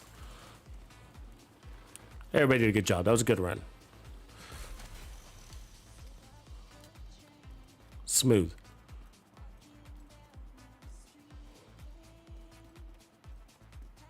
So yeah, so remember, we're running a tank hybrid build, okay? A tank hybrid skill damage build. Let's see how we did. 96 kills. So we're a tank, and we got the most kills and the most damage out of the team. We're a tank. That's the power of this build. And it's because it's, and the reality is because it's, how long did it take us to do that, by the way? 48 minutes? Yeah, it's not bad. In reality, it's because of the skills. Like we said, you know, the skills are always on fire. They're always putting out damage. And then you got the trophy boosts. And then you're healing. I mean, let's look at our heals. Let's look at how much we healed. Let's expand this. I'm on the left. Damage taken 46 million. Let's see. Where's my healed? Amount healed. Amount healed. 11,000. 11 million. It says. I feel like it should be more than that. But, I mean, Jordan healed more than we did. Maybe it doesn't count as heals. I don't know. Weird, but yeah, So Foundry, yeah, like Archangel saying, Foundry's just a nice set. Tons of survivability. You saw the armor going up, down, up, down, up, down, up, down, up, down, up, down, the whole thing, and it still puts out tons of damage. Of course it does, because of all the skill damage. We got skill tiers everywhere. We got kinetic momentum. We got skill damage everywhere. We got the 30% skill damage coming off of this, the 60% skill damage coming off of that. We have the assault rifle damage with its 30% weapon damage. You know what I mean? Like everything. We got the additional damage to robotics. It's got all the key components of this, one of some of the strongest skill builds out there. I mean, you know, basically it's not missing much. It's really not missing much. You're basically missing, you know, maybe 20%, 30% skill damage, maybe from the strongest skill damage builds out there, you know. I'm not running glass cannon, so keep that in mind. I could put that on. That'll buff it too if we wanted to, but you didn't need to. We didn't need to, you know. So, but tons of fun, man. So yeah, this is one of the hybrids that I definitely recommend. And there's more, but it, you know, I don't think I'm gonna have enough time to go through the rest. But tonight, so we'll have to put the rest on continue mode here. But ooh, that's a nice M870 shotgun. Maybe somebody will want that.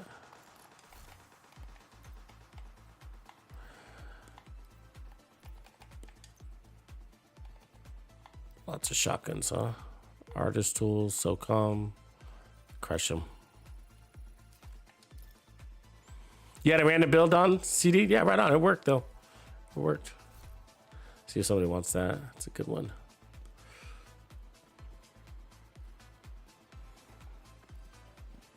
Which tank build, guy? Let me look at your build. I wasn't noticing which. Oh, you're running the tank build. Look at you. Right on. I didn't test that in Legendary.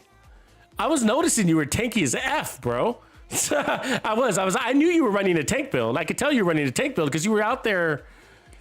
I'm surprised that held up in Legendary. I've designed that for Heroic, man. So, you guys remember this build? We just put this on out. That's the tank DPS build we just put out the other day.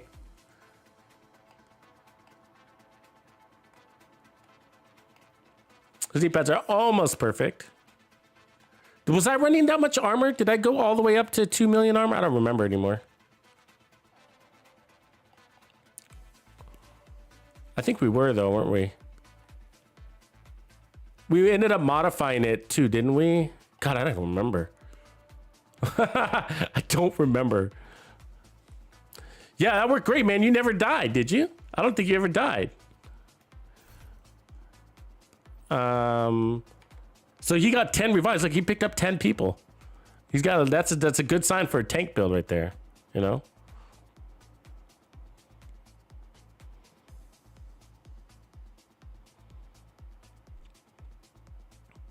Yeah, it was 2 million. Yeah, so I'm glad somebody remembers. Thanks, Grumpy. I don't remember. Like, I wonder if I still have it saved. Probably not. Was that the one I made the build video on? I can't remember. Yeah, that's it right there. There it is right there. That's it. Same one. Love that build. That was a good build. Yeah. So, yeah, I noticed that he was really tanky, but I'm surprised. That's great. I'm glad you ran that guy, Jordan, because I didn't test it in Legendary. And so I'm always kind of weary of the Striker Shield or the Crusader Shield. You know what I mean? So those shields, like in Legendary, I always feel like they, you know, because they would break in Heroic, you know? They can break in Heroic. And he's got the shield about as strong as it can be, just about as strong as it can be. And I never saw his shield break. And he would use that shield to pick us up. So yeah, it was pretty tanky, pretty good. He played it well. That's probably why. So anyways, everybody, well, that's it for me tonight. That's it for me. Hey, Reaper Hawk, I didn't see you pop on by. Reaper Hawk in the house. But yeah, so tons of fun, guys. We'll have to pick up. We'll have to do a part 2 on this because I still got more hybrids to showcase for you. But if you haven't seen the Game Over build, this is one you got to try. Tons of fun. Lots of success with it. Huge damage and survivability. It's great for Legendary. Obviously, it'll work for Heroic. I think it's too overpowered for Heroic, so I don't really use it in Heroic, but just because I think it's too much for Heroic. So funny thing. But of course, it'll work in Heroic. So anyways, everybody, you have a beautiful night, and I will catch you in another day. Maybe we'll stream tomorrow, but most likely Monday. All right, later, everybody. Tuxedo out.